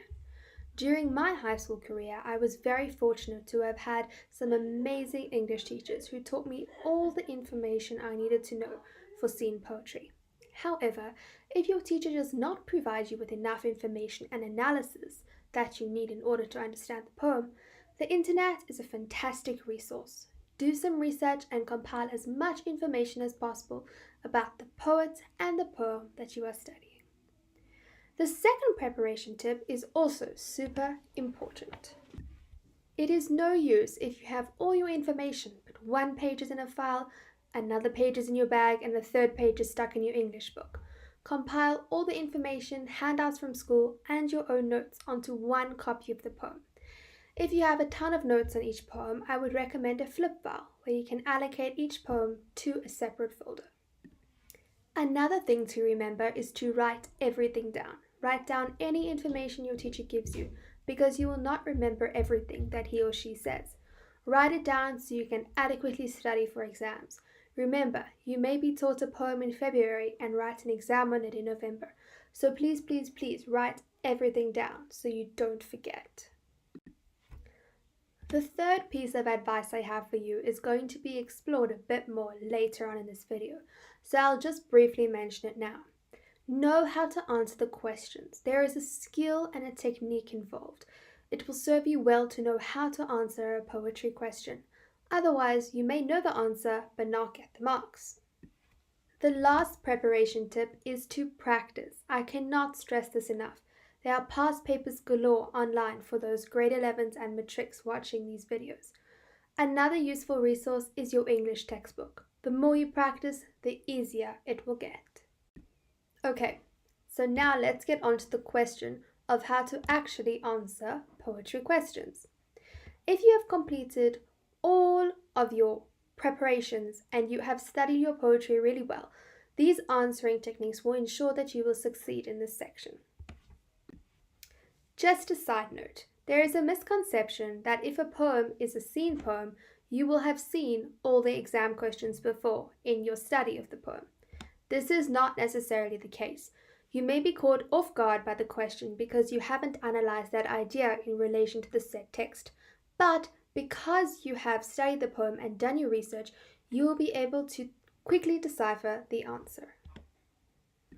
Now, back to the answering techniques. I've decided to tackle two different questions with you today. The first question is a 2-mark question and the second one is a 4-mark question. The 2-mark question asks us to identify the alliteration in the poem. Now, this is an easy question, but it is unfortunately a question that some students get wrong, purely based on their answering technique. Don't just write line 2. Make sure you quote the alliteration and tell the marker why it is alliteration. This way, you are guaranteed to get the full 2 marks. Now for the 4-mark question. Is the figure of speech used in line 14 effective? This is such a common question in poetry, so it's important to know how to answer it. Just a quick side note, if they ask whether a figure of speech is effective, it usually is. We are going to break down the question into 4 pieces. This way, if we give an answer for each piece, we will get our 4 marks. Firstly, what is the figure of speech? It is a metaphor. 1 mark. Secondly, what does the metaphor do then? It effectively compares the untidy state of the room to a war zone, which is typically a site of chaos. That gives us 2 marks. Lastly is our linking sentence. The figure of speech is effective as it emphasizes the message the speaker is trying to relate. The room is extremely disorganized and chaotic, and that will give us our final mark. The next step you need to do is to write full sentences with these points and present your answer as a well-structured paragraph. So, let's summarize. Remember to look carefully at what the question is asking. Bring evidence in the form of a quote to make your answer credible. Answer every single part of the question. And lastly, for those long questions, structure your answer like a mini essay in a paragraph form. Give an introductory sentence, your body answer, and a linking sentence to conclude. Thank you so much for watching. I hope that you found these tips useful. Bye for now. Hi there. Some students may struggle when asked to convert a word from one part of speech into another part of speech. Today I'm going to show you a way that you can complete this task without too much difficulty. This is an important skill to have as it often creeps into language-style questions in English tests and exams. Unfortunately, this trick does not work for every single word, but hopefully it will assist you with most of the words you encounter. If you are asked to convert a word into the noun form, try and put a the in front of it. If asked to convert into the verb form, try and put it in a sentence that starts with I can and then a blank. If asked to put it into the adjectival form, try to fill in the blank, the blank book. And lastly, if asked to convert into the adverbial form, try to add an ly as the suffix. So let's look at an example together. Let's say you are given the word glory. You can see that it is a noun because if you put that in front of it, it makes sense. Now, if I try and convert glory into its verb form, I will see that I need to change it to glorify for it to make sense with the I can in front of it. I can glorify. When putting it into the adjectival form, I fill in the blank, the glorious book. And for the adverb, I just add an ly and I get gloriously. I hope that was helpful. Hi there, today we're going to be discussing the 3 functions for the apostrophe. It is really important to know how to identify a particular function of the apostrophe within context, but also have the terminology with which to answer the question. Firstly, we have contraction, which is the simplest one. This is where you combine 2 words, you remove some letters and you replace the letters with the apostrophe. Number 2 is singular possession. This is where you want to show that the book belongs to someone, so you'll say Sarah's book, apostrophe S. The third one is plural possession, and this is where some students get confused. This is when you are showing that something belongs to a group of people. So you write out the plural, like the students, and then you place the apostrophe after the S. You can also put another S after that initial apostrophe. The students' books, the table's legs. There are some exceptions, so if you have, for instance, the women's clothes, then you just need to put an apostrophe S because women is already in the plural without adding an additional S. For instance as well, if you have a name like Travis that ends in an S, you put the apostrophe afterwards so as not to change the integrity of the name. Remember that plural possession is not the same as plural. We do not add an apostrophe when we just want to say there are many apples. So that is a critical error that you must avoid. Hi everyone and welcome to another Tri-tutors video. In today's video our topic is language and we're specifically going to be looking at some common punctuation errors. This is not a video that we're going to go through where we're going to go through all the different punctuation marks. This video is about alerting you to some of the key punctuation marks that students mistakenly use or that they don't know the correct meaning for. This is a really important, language is a really important section because not only is it the last question or the last section of paper 1 where you're asked to correct errors, to identify errors, to explain errors, but it's also important in any sort of writing that you do, whether it's essays, whether it's transactional writing, because often these punctuation marks are used inaccurately in that context, in the writing context, which can greatly minimize your chances of receiving that A or receiving that B according to the rubric, because you might score really high in your content, but then your language and your grammar and your style might score worse if you don't know how to use these punctuation marks effectively. So as I said, we're not going to cover all the different punctuation marks, just a few select ones that often give students problems. Alright, so we're going to start off with 3 which are often confused all the time. We have a dash, a hyphen, and double dashes. A dash, the purpose of a dash, or the function, that's often how it's asked in an exam, is what is the function of the dash. The dash indicates an explanation or an elaboration. A hyphen is the shorter one, the shorter line. A hyphen joins 2 pre-existing words to create a compound noun or a compound adjective. And yes, a hyphen can have a different meaning or a different function in terms of, as you can see in the word pre-existing, helping that prefix along, but that's not something that's often tested in terms of when they ask you the function of a hyphen. It is 99.9% of the time about creating compound nouns or compound adjectives. And then lastly, we have double dashes. Double dashes act as parentheses. They show extra information. They can be substituted with brackets or with double commas.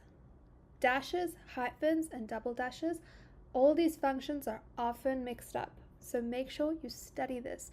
And something that I always recommend to students, no matter what grade you're in, is when you're studying anything with language is off by heart learning. It is something that it's right or wrong, which is unlike literature or other sections in English. So this is a chance for you to use apps such as Quizlet, to make flashcards, even make physical flashcards if you don't want to have something digital, but use the flashcards method, because this is something that you just have to get into your head. It's not anything to do with interpretation, this is just pure rote learning. Let's have a look at some examples. So a dash, let's look at this example and you'll see it's indicating explanation or elaboration. Swan Lake is a difficult ballet to perform. Dash, it includes many difficult steps. A hyphen takes the word ice, which is a word by itself, and cream, another word by itself. It joins them together to create an entirely new word. In this case, the compound noun ice cream. Double dashes. Swan Lake, a very famous ballet, will be performed this evening. Notice how what's between the dashes, a very famous ballet, could be omitted from the sentence and the sentence would still make sense. Remember that you can substitute those double dashes with double commas or with brackets. Moving on, we have the colon, the comma, and the semicolon. A colon, in its purest form, sort of indicates the start of a list, but sometimes it can function as a dash a little bit in the sense that it can introduce an explanation or an elaboration. A comma. Now, this is not a complete list of all the different functions of a comma. There are many functions of a comma. I'm just going to focus on some key ones. A comma separates items on a list. That is the most basic form of the comma. It can also separate a main clause and a subordinate clause when the subordinate clause starts the sentence.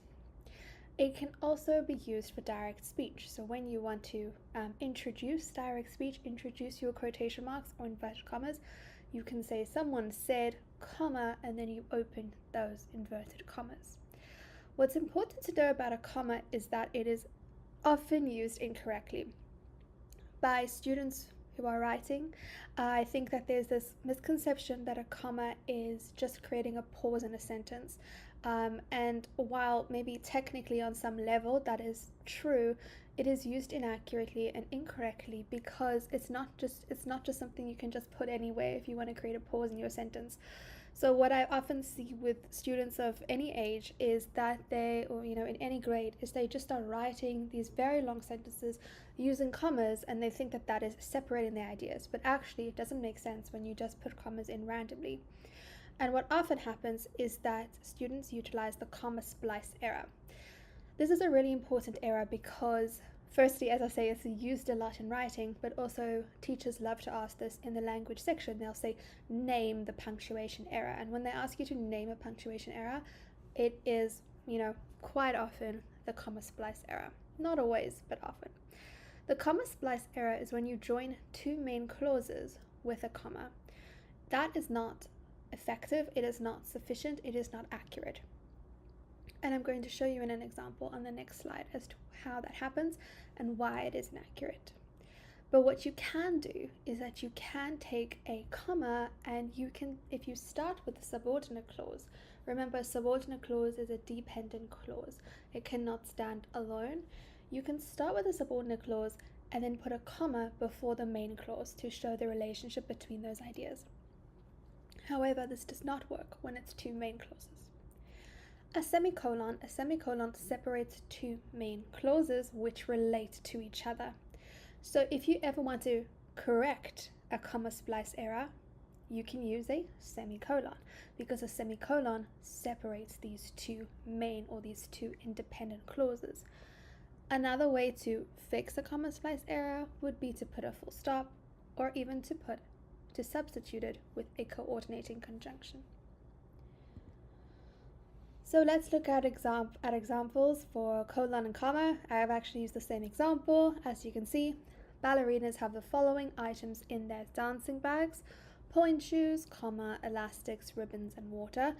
So we can see we are listing items. If we're using it as the colon, we can see ballerinas have the following items in their dancing bags, colon. We are introducing a list. We are starting a list. We are indicating we will be listing. If we look at the semicolon example, ballerinas have many items in their bags. They must be prepared for anything. Notice how these are two main clauses. So if I'd used a comma instead of a semicolon, this would be an example of the comma splice error. And I'd need to change it to its current form with the semicolon, or I could put a full stop, or I could put a coordinating conjunction in order for it to make sense. Do you see how it's two sentences or two clauses that can function alone, but they are related to each other? And because of their relation to each other, the semicolon works really well.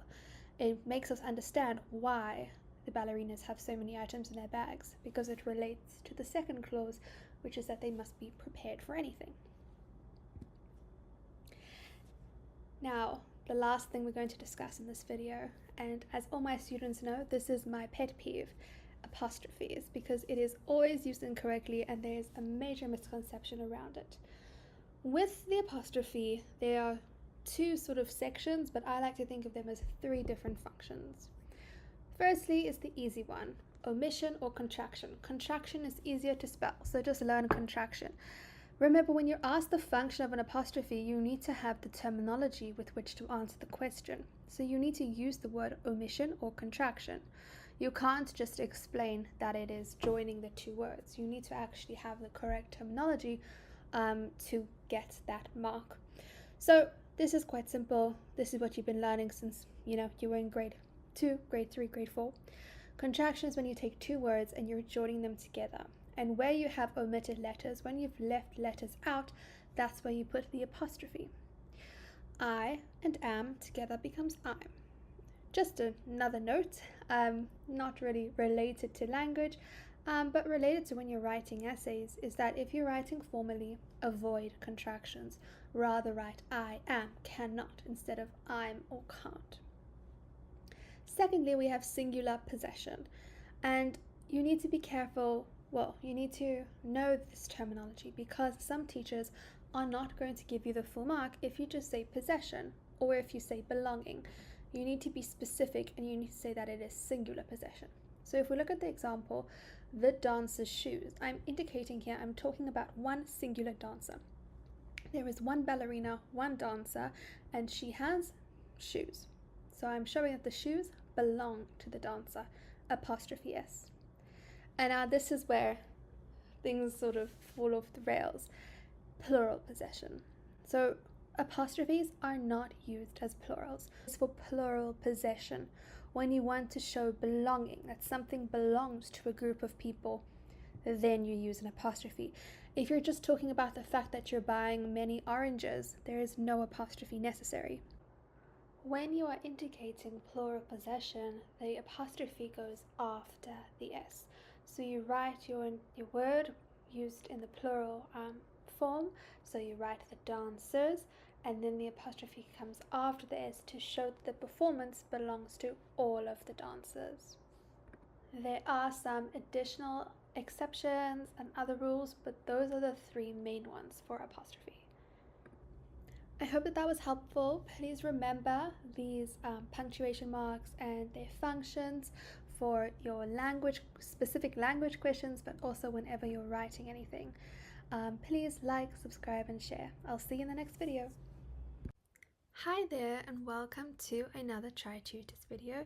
In today's video we're going to be looking at simple, compound and complex sentences. This is a topic that falls under the section language, but it doesn't always have to be tested just in the language part of your paper. It can come up in comprehension questions or even visual literacy questions such as advertising when you're asked about the verbal techniques.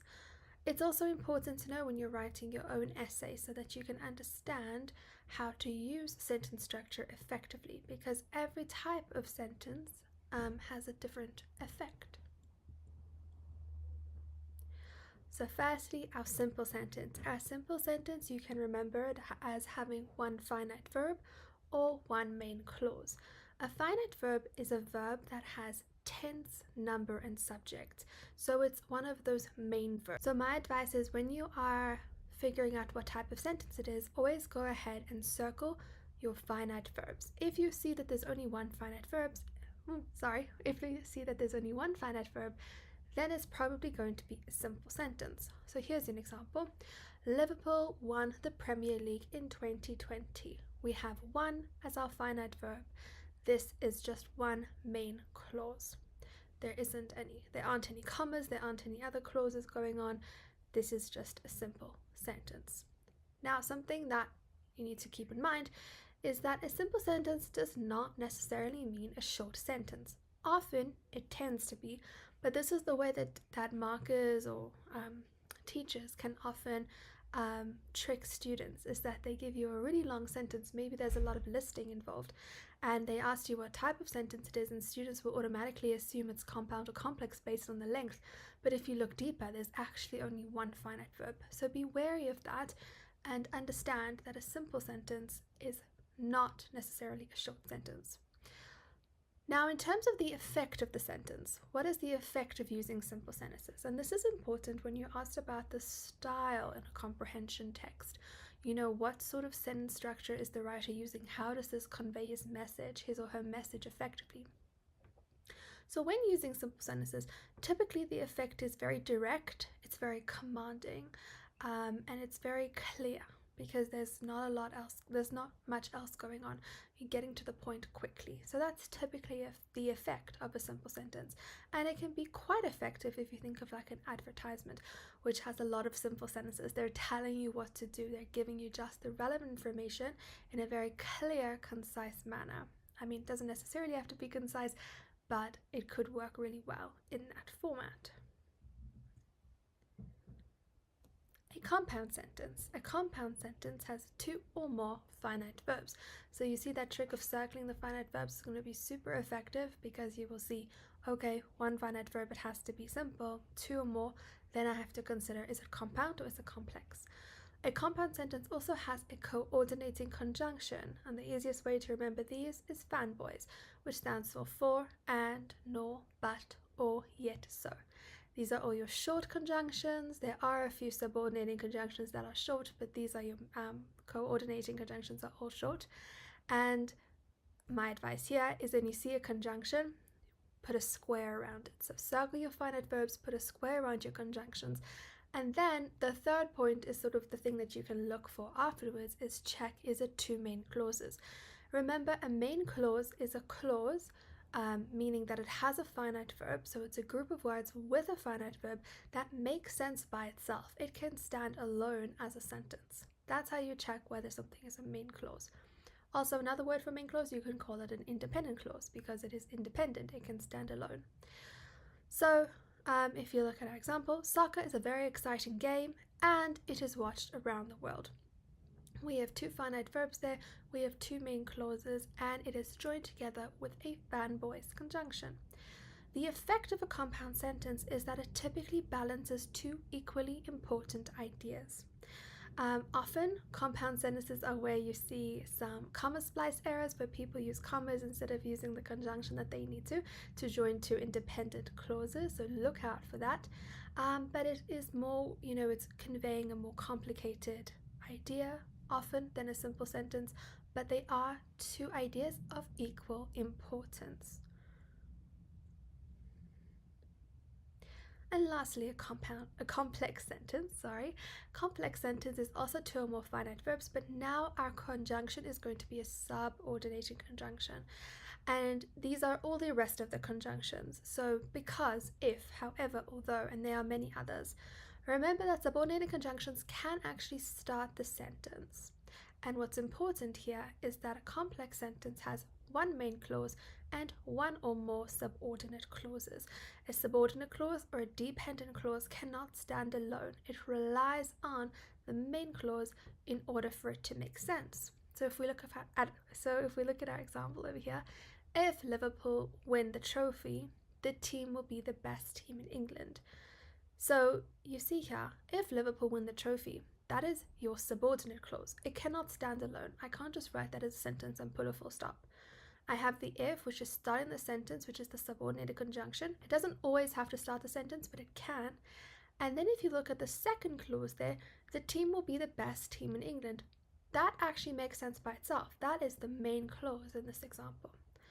A complex sentence, the effect of a complex sentence is that it conveys a complicated relationship, and this word relationship is important. It shows the relationship between two ideas, because do you see how each part of the sentence relies on each other in order for it to make sense? So complex is usually conveying a more complicated idea.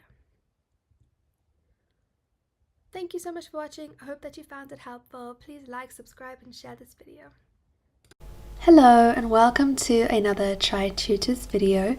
In today's video we're going to be talking about diction. We're going to define what it is, and we're also going to talk about how to answer questions that are based on diction.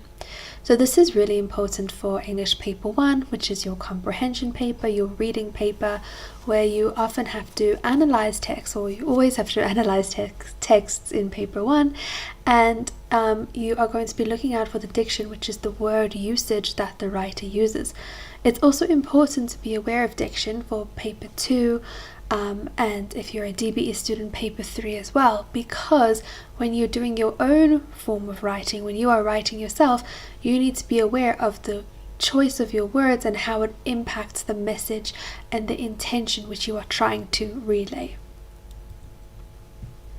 So diction is the choice of words, and it sounds like a very simple definition, which it is, but I want you to think about the fact that the English language has many different words.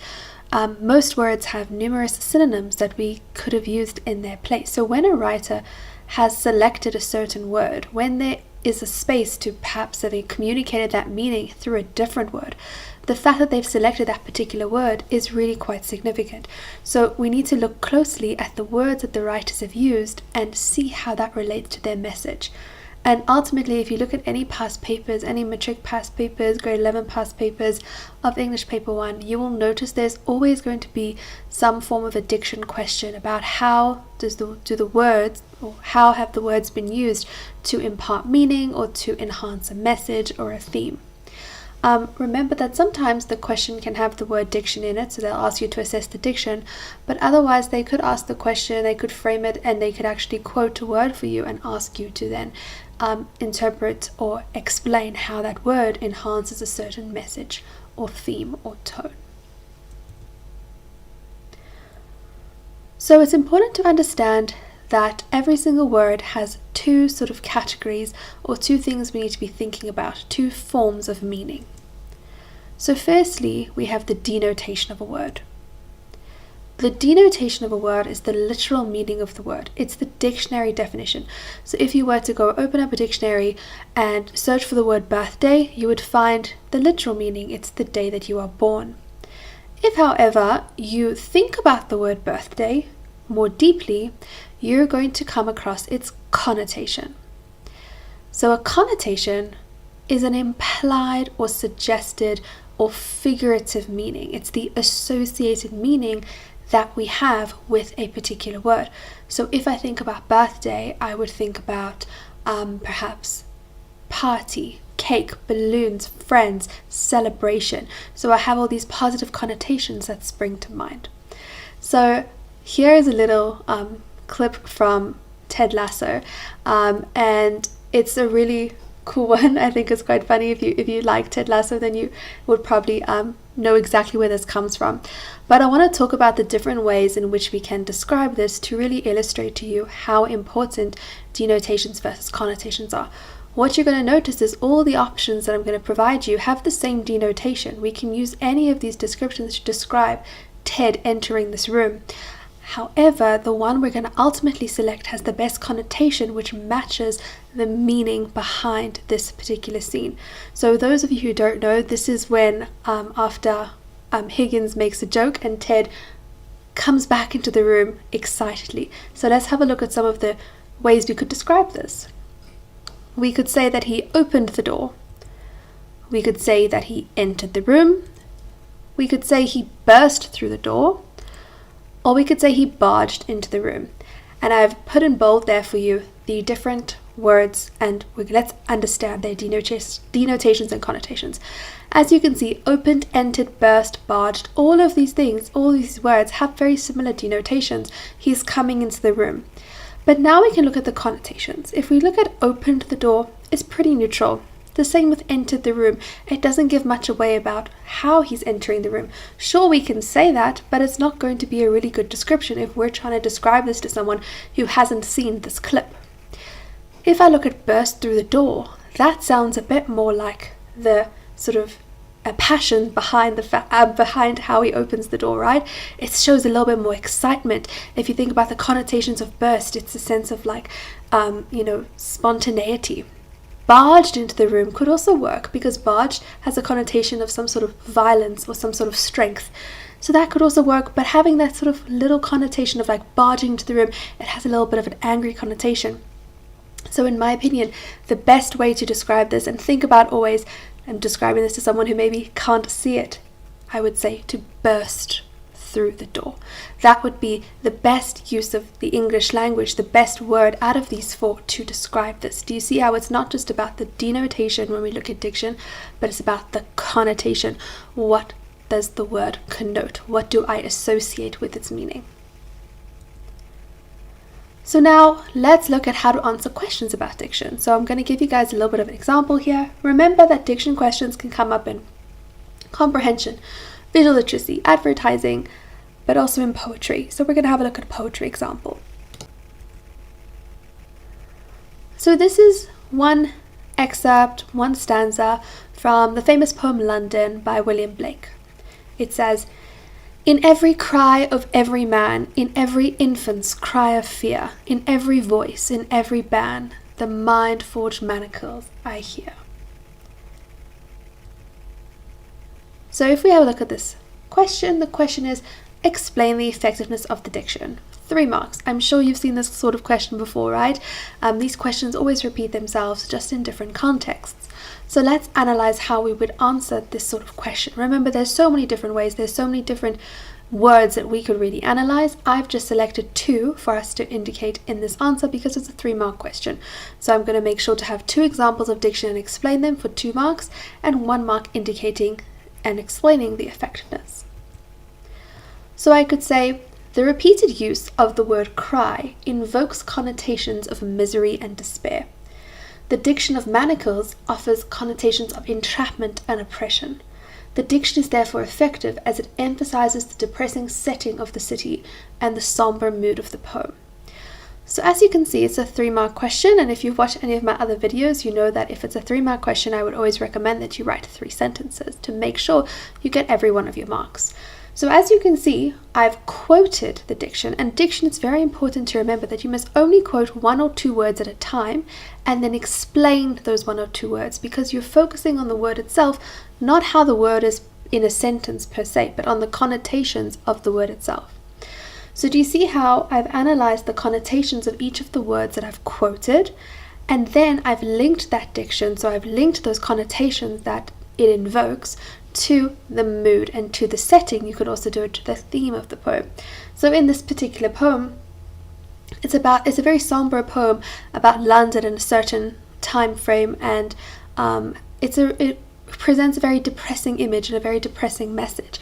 And so as you can see, the use of these words, these really negative words, but ultimately we can't just write negative in our answer. We have to be more specific, hence the use of misery, despair, entrapment and oppression. So that diction really elevates, emphasizes, highlights and reinforces this theme, this setting and this mood.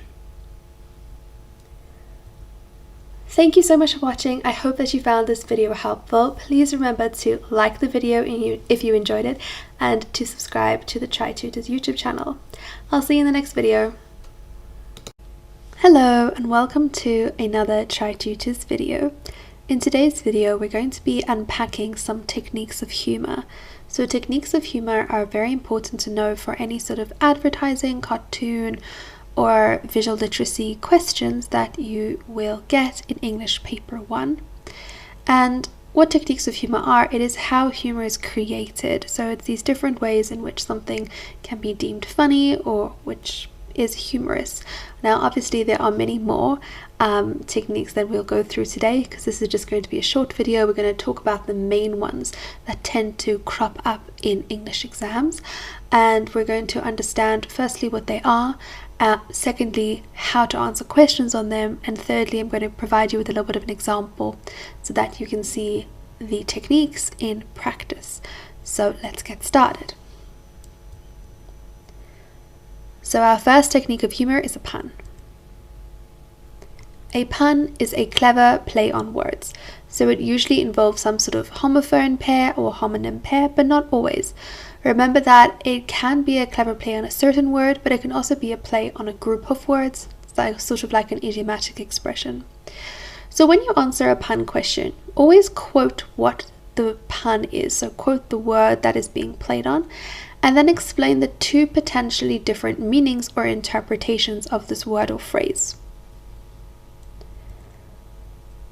So let's have a look at this example. I make horrible science puns, but only periodically. So in my answer here, to explain the pun, because they'll say explain the humor, then you'll have to say it's a pun on the word whatever, or they might say explain the pun, and then you'd say it's a clever play on the word. So I would say this pun is a play on the word periodically, and I'd quote periodically. In this instance, periodically can refer to the fact that this person makes science puns occasionally or sometimes. But the use of periodically can also refer to the periodic table, which is a scientific table which links to science puns. Here's our next example. I really like this example. What did the calculator say to the student? You can count on me. So here in my answer, I would say, well, the pun is on the phrase you can count on me, or that's actually more of a sentence. And I would explain that the first meaning could mean that the calculator is saying that you can literally count numbers on it, but the figurative interpretation or the associated meaning, the other meaning is you can count on me, which means that the student can trust the calculator. Moving on, we have sarcasm. Sarcasm is when the opposite of what is said is meant, with the intention to insult or mock someone. So in writing, we can often identify this when they use inverted commas. So obviously there's numerous reasons to use inverted commas, but when inverted commas are used, one of the things that you need to look out for is if it's being used to showcase a sarcasm. So in your answer, you always want to show the difference between what was said or written and what was actually meant, and how this is an insult to the person who it is directed towards. So if we have a look at this example from Friends, Joey says, "You didn't cry when Bambi's mother died," to which Chandler responds, "Yes, it was very sad when the guy stopped drawing the deer." So this is very funny interaction, right? It is quite humorous. We can see why sarcasm is a technique of humor. But you can see that what Chandler says literally is, he's not being offensive at all. He's saying it's very sad when the guy stopped drawing the deer. But we can understand that he's actually meaning the opposite of what he's saying. He is actually mocking Joey for being sad when the guy stopped drawing the deer and Bambi's mother died in the cartoon.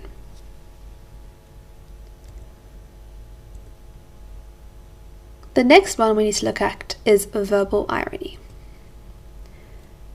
And this is very similar to sarcasm, so this is where I can get a little bit tricky. But verbal irony is when the opposite of what is said is meant. So when you say something but you mean the opposite. Do you see how sarcasm had this underlying intention of insulting someone, whereas verbal irony, that's not the case. So in your answer, you always have to show the difference between what is said or written versus what is actually meant. So you must say, well, this is what is said, but it is actually implied the opposite. This is a really good visual to understand the difference between verbal irony and sarcasm. So verbal irony, nice weather we're having. As you can see, she's being ironic because she's saying that there's nice weather and clearly it's really not nice weather. So she's meaning the opposite of what she says, but as you can see, she's not insulting anyone. And he responds, yeah, I might hit the beach later. Also an ironic comment on the weather. Whereas we have sarcasm, man, I'm soaked through my t-shirt. And then we have the sarcastic response, yeah, way to wear a raincoat, genius. So here he is insulting her by saying the opposite of what he means, or meaning the opposite of what he says. Another kind of irony which does crop up in visual literacy, and you don't really have to classify it as verbal irony or situational irony. They're typically not strict about that. But the reason why I'm classifying them differently here is that you can understand what to look out for. So you can look out for the words, the opposite of what they mean, but also for the situations. So situational irony is when the opposite of what is expected occurs. So in your answer, you always have to show, okay, this is what was expected to happen, and then use words such as however or but to indicate the opposite actually happened or something different to what expected occurred. So this is an example of situational irony. So what I would say my answer here is this is ironic, and it creates humor because this is a fitness center or a gym, so it is expected that those who are going to the gym want to exercise and therefore would take the stairs. But instead, these people take the lazy option and they take the escalator up to the gym. Do you see how what we expected of the people is different to how they actually behaved? And lastly, satire. And satire comes at the end of the presentation because it combines a bunch of the different techniques that we've used with a specific intention. So satire is the use of wit, irony, and humor to mock a serious situation in order to draw attention to it. So in your answer, you always want to indicate that you've understood what the serious situation is and what technique of humor has been utilized, how has humor been created to make fun of the serious situation. But always keep in mind that satire, the intention of satire is not just to make fun of the situation, but it's ultimately to draw attention to the severity of the issue in a unique way. So let's have a look at this example. We have here a sign. This is a shop, taxi spare parts. This is clearly a South African cartoon because it's about taxis, and we can see here what are the different supplies that are there. We have wire, string, glue, masking tape, scotch tape. And initially when we see this, we laugh because it's quite funny, because we're used to seeing taxis on the road with all these different makeshift repairs to the vehicles. And so initially it's quite funny, it's unexpected. Remember, humor usually comes from something that's unexpected. However, this is actually quite satirical because it's talking about a very serious situation, in the sense that if a taxi or a vehicle is not repaired properly, it actually causes real issues on the road, real safety issues. And we know that there are terrible instances of accidents, deaths, and injuries as a result of not fixing a vehicle properly. So do you see how it's alerting us to this serious situation, but at the same time it is, through humor ultimately. Thank you so much for watching. I hope that you found this video helpful. Please remember to give the video a like if you enjoyed it and you found it beneficial, and to subscribe to the Tri-tutors YouTube channel. I'll see you in the next video. Hello, and welcome to another Tri-tutors video. In today's video, we're going to be unpacking what the error of malapropism is. This is an important error to be aware of because in your language and comprehension exam paper, your teacher will often ask you to identify an error that has been made in the text, and it could be malapropism. So in this video, we're going to be talking about what it is and also looking at some examples so that it's easier for you to identify the malapropism error in your exam when you have to. In simple terms, a malapropism is the mistaken use of a similar sounding word.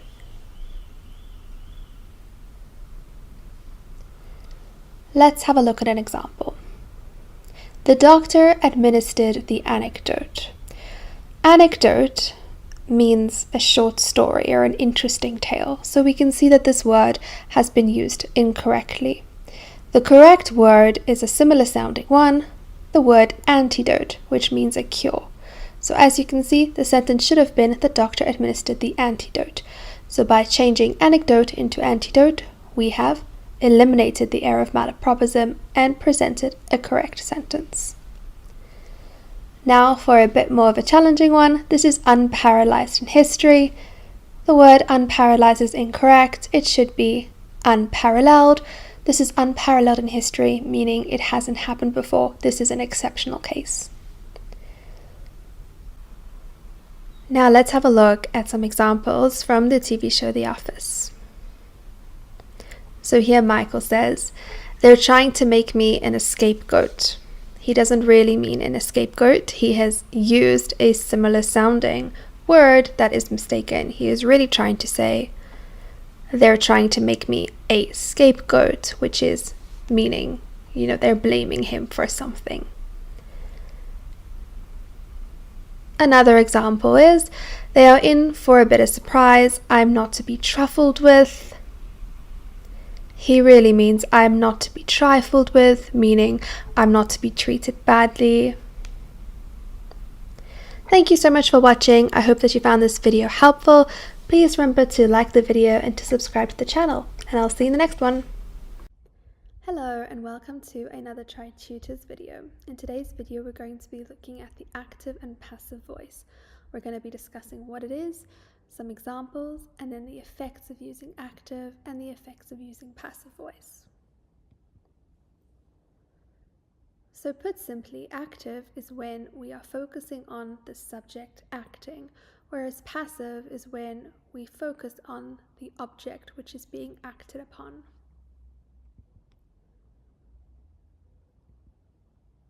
So it's always nice to look at a simple example so that we can see the simple definitions of these two ways of constructing the sentence. So we have the boy kicks the ball, and we have the ball is kicked by the boy. Now theoretically these have the exact same meaning, right? They are demonstrating the boy is kicking the ball in two different ways.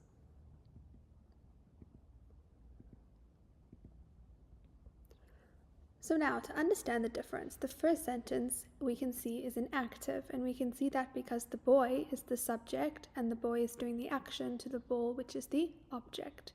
We're starting with the subject, then we have the verb, then we have the object. Whereas in the second sentence, it's the passive voice version, we are starting with the object. The ball is kicked by the boy, and the boy is the subject, which is ending our sentence. So as you notice here, the active version of the sentence is a whole lot shorter than the passive version, and the passive version is going to include an auxiliary verb as well as the past participle of the original verb that was used in the active. And we also have the inclusion of this word by. So when we boil it down, when we convert between active and passive, we need to be aware of the following things, and these are the steps that I would say you need to follow. Firstly, you need to circle your subject and your object, and that's to help you understand firstly if your sentence is an active or passive, because if the sentence is starting with the subject, then you know it's active. If it's starting with the object, you know it's passive. But also circling the subject and the object, let's say in an active sentence, now when you want to put it into passive, you know what your object is and you know what to start your sentence with. Remember that the example I gave you was a very simple example. So when you are asked this sort of question in an exam, it's typically a sentence that is a lot longer, that has all these different parts of the sentences, all these different parts of speech going on. So go ahead and circle your subject and your object so you don't get distracted by all the extra phrases and words going on.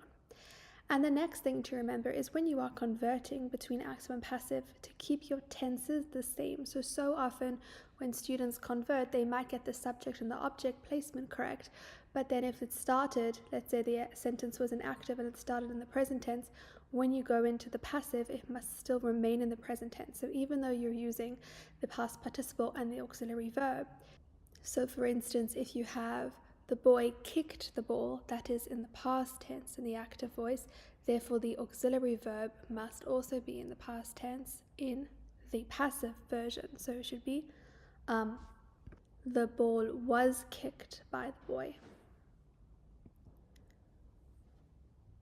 Now, a very important part of active and passive is firstly being able to convert it, and once you've able to convert it, it's important to then notice what the effect of that conversion is. So when we use active sentences, the effect of the active sentence is that it foregrounds the subject. It emphasizes the subject by making the subject the focal point. Using the active voice is also pretty direct. It gets the meaning across quite clearly, and so therefore most sentences that we read or that we speak, that we use, are going to be in the active. You'll also notice that because the active foregrounds the subject, it assigns responsibility onto the subject. The subject is seen to be responsible for the action. But we don't always use active, we sometimes use passive, and it definitely has certain benefits. So what passive does is it foregrounds the object. So if we want to emphasize the object, we're going to start with the object and therefore use the passive. The passive does tend to be wordy. We do have to add a whole bunch of different words for it to make sense. But the passive is useful when the subject is unnecessary, unimportant, or unwanted.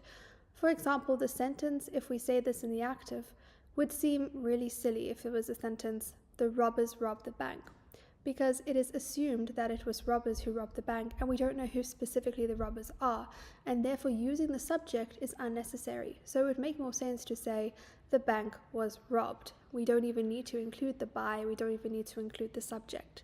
Also, if we want to evade blame, if we don't want to blame the subject for doing the action, we're just focusing on the action and what has been, the action has been applied to the object, then we can use the passive. So if we use the active of Tim broke the window, do you see how we are assigning blame to him? But if we didn't want to do that and we just wanted to focus on the fact that the window was broken, we could just say, "The window was broken," and you could say the window was broken by Tim or just the window was broken. But either option is not assigning too much responsibility or blame onto the subject, it is focusing on the object rather.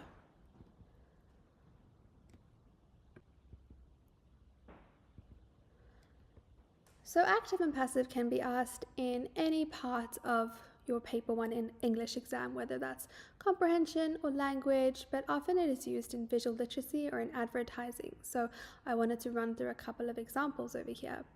Remember as well, though, that even though it's only perhaps a question asked in the paper 1 exam, you can use your active and passive and your knowledge of active and passive in your own writing when you write essays. So you know now how to foreground certain things, how to background other things. So if we look at this first example from McDonald's, this advert, it says, "You can't run from us forever." Now there's a lot to analyze with this advert in terms of its effectiveness and how it's constructed, etc. But I want to just focus on the fact that it's in the active voice. Do you see how it is foregrounding the you? It's foregrounding the consumer and making the consumer feel they have to respond to this particular advert. And so therefore we can see that the active voice has been used effectively. On the other hand, we have this other sign which says masks must be worn in the store. Do you see how that is in the passive voice? There actually is no subject present in that sentence. It is an implied subject, and therefore it still is a proper sentence. And the implied subject is obviously us, the consumer, walking into the store. But the creator of the sign has foregrounded the object of masks to make sure that that's the most important thing that gets across to you. So instead of sounding perhaps, condescending or too direct and too commanding towards the consumer, the creator of the sign has just emphasized the masks to make sure that that message has got through to the consumer in a very clear manner by using the passive voice. I hope you found that short video helpful. Thank you so much for watching. I hope that you'll like the video and subscribe to the Tri-tutors channel. Hello and welcome to another Tri-tutors video. In today's video we're going to be discussing ambiguity. We're going to talk about what it is and go through some examples. So there are various kinds of ambiguity. We're not going to delve too deeply into the details of the different kinds, but rather we're going to focus our study on some examples and how to correct some examples. So ambiguity is when there is more than one possible interpretation. There is a double meaning or the meaning is unclear. This can refer to one particular word that is messed up the sentence. That can mean it has two potential meanings, or it can refer to the construction of the sentence itself. Ambiguity is usually tested in a paper 1 context. Either your teacher or your examiner will ask you directly to identify the ambiguity, or they might even ask you to correct the ambiguity based on the context. So you need to read the context, you need to read the paragraph, understand what the intended meaning was, and then you'd be able to correct it. If you need to identify it, then you have to show the two possible meanings that could come out of that sentence. But ambiguity can also come up in adverts or cartoons to create a sense of humor. It can be used as a technique of humor in that way because someone could misinterpret the meaning of the sentence that is being said by another character, and this could lead to humorous results. Another thing to be aware of with ambiguity is that it is an error, and so when you're writing your essays, so not in paper 1, but when you're answering your other exam questions in different papers, be aware that you need to avoid ambiguity at all costs, because ambiguity is going to make it's unclear to read what you want to say. So it's going to impede the readability of your essay, and therefore it's something that you would want to avoid at all costs. I know that a lot of students do struggle with ambiguity, and I think the reason is because we are exposed to so much ambiguity in real life, in daily contexts, and yet we automatically assume the correct sort of interpretation based on the context. So that's why it can be a bit challenging to identify it within a paragraph or within a passage. And so my advice is to really read through everything in a super detailed way and think about what potentially this could be interpreted as, even if you automatically saw the correct interpretation as you were reading it through based on the context. So I'm going to read through some examples on this slide, and I want you to think about the potential ambiguity. And then on the next slide, we're going to go through the two possible meanings and of each of these sentences. So let's go through them and let's see if you can figure them out before I get to the answers on the next slide. I drops off the shelf. She saw him with the telescope. He fed her cat food.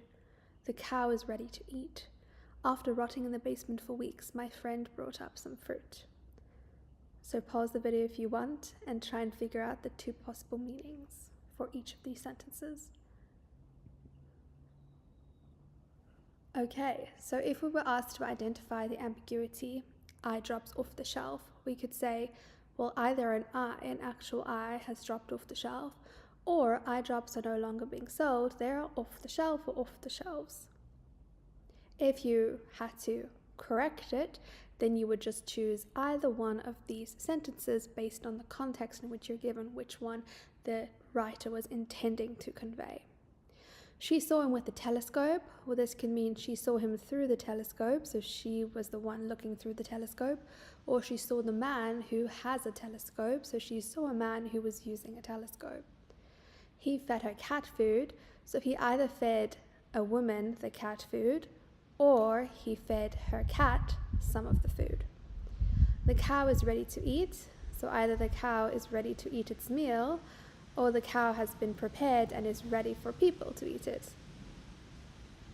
And the last one is slightly different because really there's only one possible intention behind the sentence, but it has been constructed in such a way that it is ambiguous. After rotting in the basement for weeks, my friend brought up some fruit. We could rather say, after the fruit was rotting in the basement for weeks, my friend brought it up. So these are some real life examples of signs which have ambiguity, and I think that once you see these and understand them, you are going to see a lot of signs just in everyday life where you'll notice the ambiguity.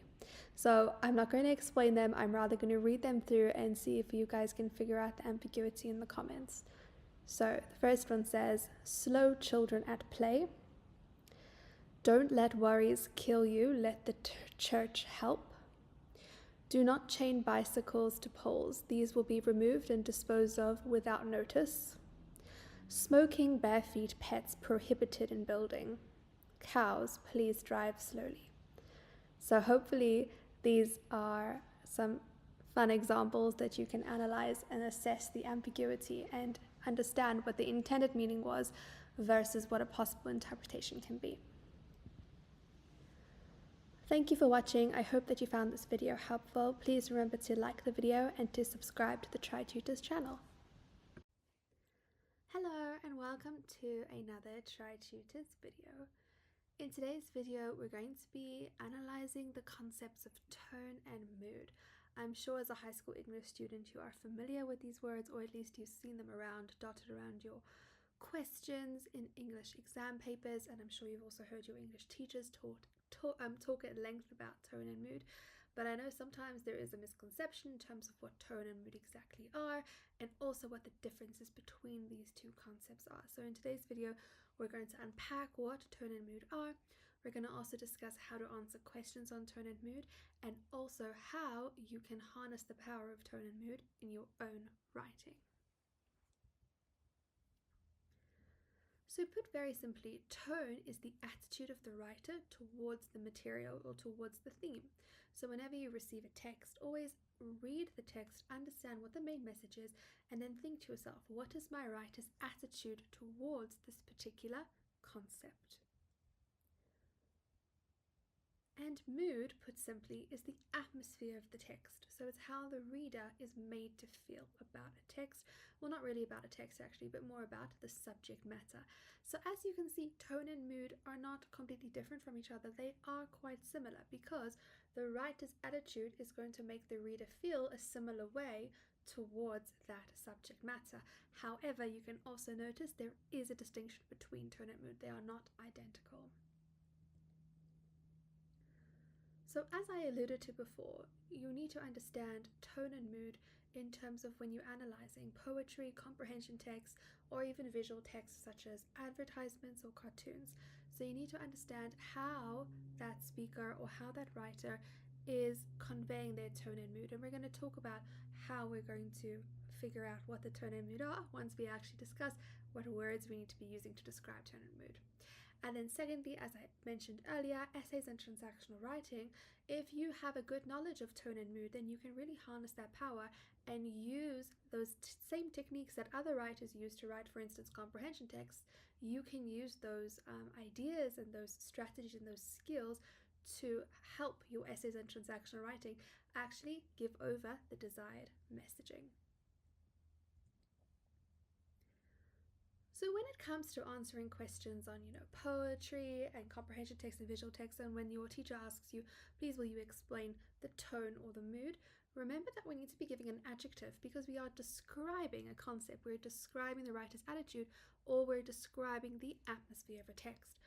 But so often, students write these very vague adjectives to describe the tone and the mood of the text, which really does them no favors, and some teachers are not even going to award marks for that. Why is that? It's because these adjectives are not descriptive enough. They are too vague. They don't actually show that you really understand the writer's attitude or the atmosphere of the text. So words such as happy, sad, good, bad, kind, mean, positive, negative, these are words that younger students can use to describe the writer's attitude.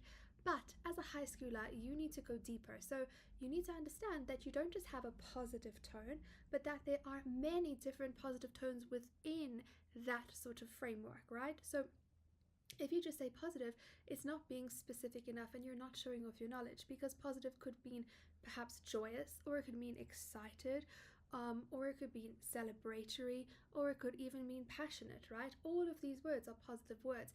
And so your teacher is not going to be happy if you're just going to say, oh, it's a happy tone, or it's a positive tone, or a negative tone, because they want to see really, can you actually differentiate what type of tone it is, what type of positive tone it is, or what type of negative mood it is. So the big tip over here is to really be specific when you're answering your questions, and remember to use an adjective always to describe your tone or the mood of a text. Okay, so I know this looks very overwhelming, lots of words on the page, but these are these are tone and mood words. These are adjectives that are actually specific and that can actually get you the marks that you need when you are trying to identify in a comprehension text or in a poem what the tone of what the writer's attitude is, what the tone is, or what the mood is, what is the reader's feeling, what is the atmosphere of the text. So if you go online and you search tone and mood words, you are going to find a plethora of words to use that you can study. I have chosen sort of my favorites and have put them on this page. I've stayed away from ones that are really quite challenging and very sort of complicated words, although there might be a couple in here that you may not be you may not know of. So my suggestion is to take these words and to actually go ahead and Google them, search them so you understand what they mean. And another reason why I've selected these particular words is that they're not too specific that they only apply to like one poem out of 100. These are words that you can use for tone and mood of many different texts that I've encountered as a teacher and that my students have encountered as high schoolers. So let's quickly go through all these words. We have celebratory, joyous, excited, admiring, passionate, earnest, eager, animated, ardent, compassionate, dismissive, matter-of-fact, indifferent, uncertain, defiant, angry, critical, condescending, conversational, depressing, encouraging, disheartening, mournful, hopeful, annoyed, candid, assertive, confident, aggressive, scathing, empathetic, frustrated, informative, mocking, nostalgic, sincere, melancholic, optimistic, pessimistic, regretful, sarcastic, urgent, empowered, reflective, contemplative, foreboding, apprehensive, dejected, disappointed, determined, and cynical. So I hope that you know a couple of these words, and as I said, if you don't, I would suggest that you go and search them, that you write them down on a piece of paper, and when you are answering past paper questions and when you're practicing, try and incorporate these words into your answers. There's no, part of English. I think there's sometimes this understanding that you can't really study for a language. That is definitely not true. This is what you need to study in order to get those tone and mood marks in your questions in your paper 1 comprehension texts and poetry answering for paper 1 or paper 2. So make sure that you study these words and that you understand what they mean and that you have them at your disposal. So when you're sitting in an exam and you have to come up with a word to describe the tone and the mood of a text, you're not sort of just thinking of random words. You have a list in your head that you can go to and turn to and be like, okay, this writer, he sounds frustrated, his attitude is frustrated, and then you've got a brilliant word to use. Another suggestion is whenever you're answering a question for tone and mood, always provide at least 2 or even 3 different tone and mood words, just to make sure you've got the right answer in there for your teacher to see. Okay, so now we understand what words we need to be using to describe the tone and the mood, and we recognize that we have to be specific about it. But then the question still remains of how do we honestly figure out the tone and the mood of a text? So let's go through a couple of things that come up, and you can see the ... at the bottom over here because there's so many different things that are going to alert us to the tone and the mood of a text. But these are some of the most, the ones that crop up the most often that we need to be aware of. So remember that tone and mood are very context dependent. So for instance, if you're studying a poem, try and think of what is the writer's background, what is the poet speaking of, what is the theme. And once you can understand the theme or the context of a text, then it's very clear that, the tone is going to shift in one way or another way. I know I've spoken about, not using positive and negative because these are too vague, these words. But this is sort of, in my opinion, a nice first step is in your head to think about or to put in your brain, is this tone and mood negative or is it positive? And once you've understanding which one is into, which sort of camp it falls into, sometimes it could even be in the neutral camp, then you can start becoming more specific in terms of what tone and mood words you're going to be using. So remember to look at your context. Is this set at a funeral? Okay, then it's probably going to have some sort of mournful tone and depressing mood, right? If you think about it, it's set at a party, then it's going to have a very different perspective. A very important thing to look out for to help you understand the tone and mood of a text is the diction. The diction is the choice of words, because if you're going to use words with connotations of joy, then your tone is going to lean in that direction as well as your mood. If you're going to choose diction with connotations of despair or hopelessness, then your tone and your mood is going to lean in that direction. And this is what I'm talking about when we are discussing things when we discussed earlier, not just even identifying tone and mood, but harnessing the power of tone and mood. So when you're writing a piece, maybe it's a creative essay and you're trying to sound really hopeless, then you need to make sure that the word choice that you're using is indicative of that tone that you have towards the subject material and the mood that you're trying to create. The next thing on the list might look confusing at first, but I've written there tone and mood because if you know the mood of a poem, then you can probably figure out its tone pretty easily. If you know the tone of a comprehension text, then the mood goes hand in hand with it. Pronouns. So have a look at pronouns. These are quite important. The pronouns that I'm talking about here are particularly things like first person pronouns, second person pronouns, inclusive pronouns or exclusive pronouns. These types of pronouns are going to give an indication of how the writer is approaching the subject material and could give you hints about the tone and the mood. If you're seeing a lot of inclusive pronouns like we, us, and our, you're going to notice that the tone is probably could be uplifting, perhaps, right? Trying to unite everyone and show this, the writer's, the attitude or the mood actually is more uplifting and the tone is quite encouraging. So have a look at your pronouns to understand the tone and the mood. Then we have punctuation. So think about the very basic thing that you learned in grade 2 or grade 3. If you see an exclamation mark, right? It's probably showing some sort of passion, some sort of ardor. So remember that if you see punctuation marks, if you're noticing them, if they're very sort of in your face, then that can lead to the tone and the mood. Sentence style or sentence structure, also really important. If you're seeing a lot of simple sentences, or even a lot of short sentences, the tone can typically come across as quite direct. Sometimes it can even come across as harsh. The mood can therefore be quite commanding. And then we have figures of speech. So have a look at your figures of speech, especially in poetry, but they do come up, even idiomatic expressions, for instance, they come up in, comprehension texts and all different kinds of other texts. And from there, you can ascertain what is the writer's attitude towards this, what is the mood that is being created.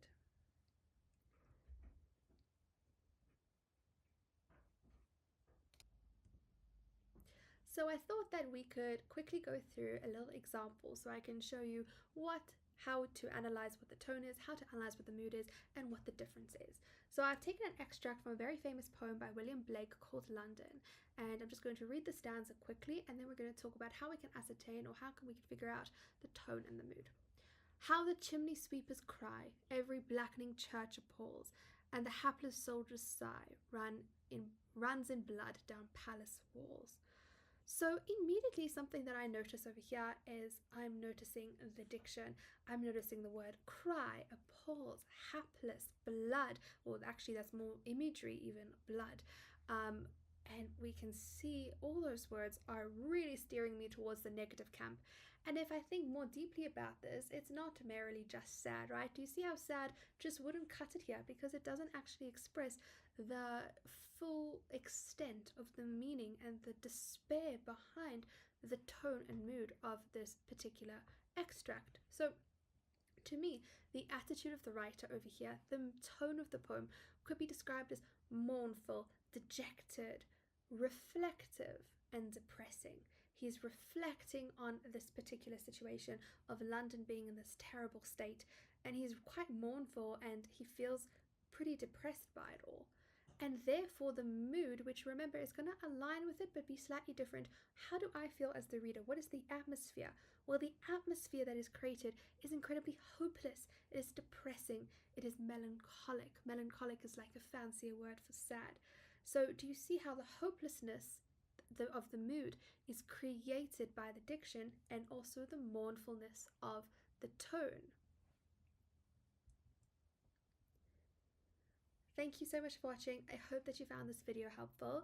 Please remember to like this video and to subscribe to the channel, and I'll see you in the next video. Hello and welcome to another Tri-tutors video. In today's video, we're going to be discussing the difference between loose and periodic sentences. So it's important to remember that the classification of a loose or periodic sentence can only apply to a complex sentence, because a complex sentence is comprised of one main or independent clause and one or more subordinate clauses.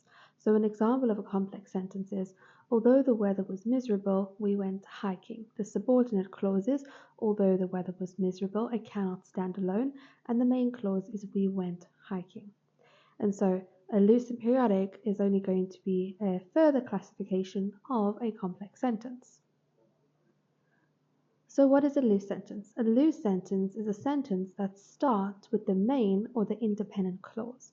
So for example, her performance was marvelous, even though she felt under the weather. The focus of the sentence, the main idea of the sentence, the main clause is her performance was marvelous, and that has been the first thing that's mentioned in that sentence. Now, if we think about the effect of using a loose sentence, it creates clarity and a natural tone. It's how we'd usually try to convey information, putting the most important bit of information at the start of the sentence and then adding further details or an explanation afterwards. On the other hand, a periodic sentence ends with the main or independent clause, so it typically starts with the subordinate clause. So, for example, we have, even though she felt under the weather, her performance was marvelous. The main idea, the main clause of her performance was marvelous was put by the period of the sentence, by the full stop. Therefore, it's known as a periodic sentence. And the effect over here is to build tension and suspense. If we read this sentence, we are given the details first and then the main idea. So we are sort of on the edge of our seats thinking, what is the main point of the sentence? Even though she felt under the weather, we are sort of, and there's this tension or suspense. What actually happened as a result of that? Thank you so much for watching. I hope that you found that video helpful. Please remember to like the video, subscribe to the channel, and share with anyone who may benefit from this. Hello and welcome to another Tri-tutors video. In today's video we're going to be discussing the split infinitive error.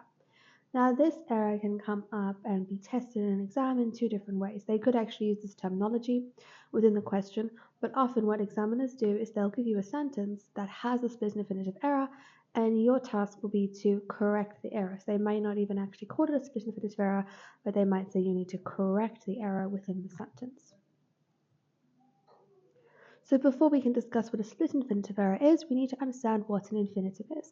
An infinitive is the basic form of a verb that usually follows the word to. This is part of your non-finite type of verb, and some examples include to run, to jump, to read. So it's essentially we've got the verb and it's attached to that word to. So the split infinitive error is essentially when a word, usually an adverb, splits up the to and the verb in the infinitive form. This happens way more often than we may think or that we may notice in everyday language. But in your language part of your exam paper in English Paper 1, you definitely need to make sure that you are looking out for these sorts of errors. So, for example, to say to quickly run, that is an example of a split infinitive error. It should rather be to run quickly. We don't want to split up the to and the run, the infinitive.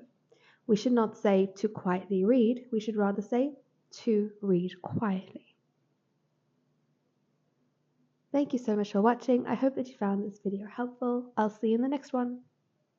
Hello and welcome to another Tri-tutors video. In today's language focused video, we're going to be looking at concord errors, otherwise known as subject-verb agreement errors. So what is subject-verb agreement before we get to any sort of errors involved? So subject-verb agreement is when the subject in the sentence agrees with the corresponding verb in the sentence. So a sort of simple way to remember it is if the subject is singular, the verb must be singular. If the subject is plural, the verb must be plural.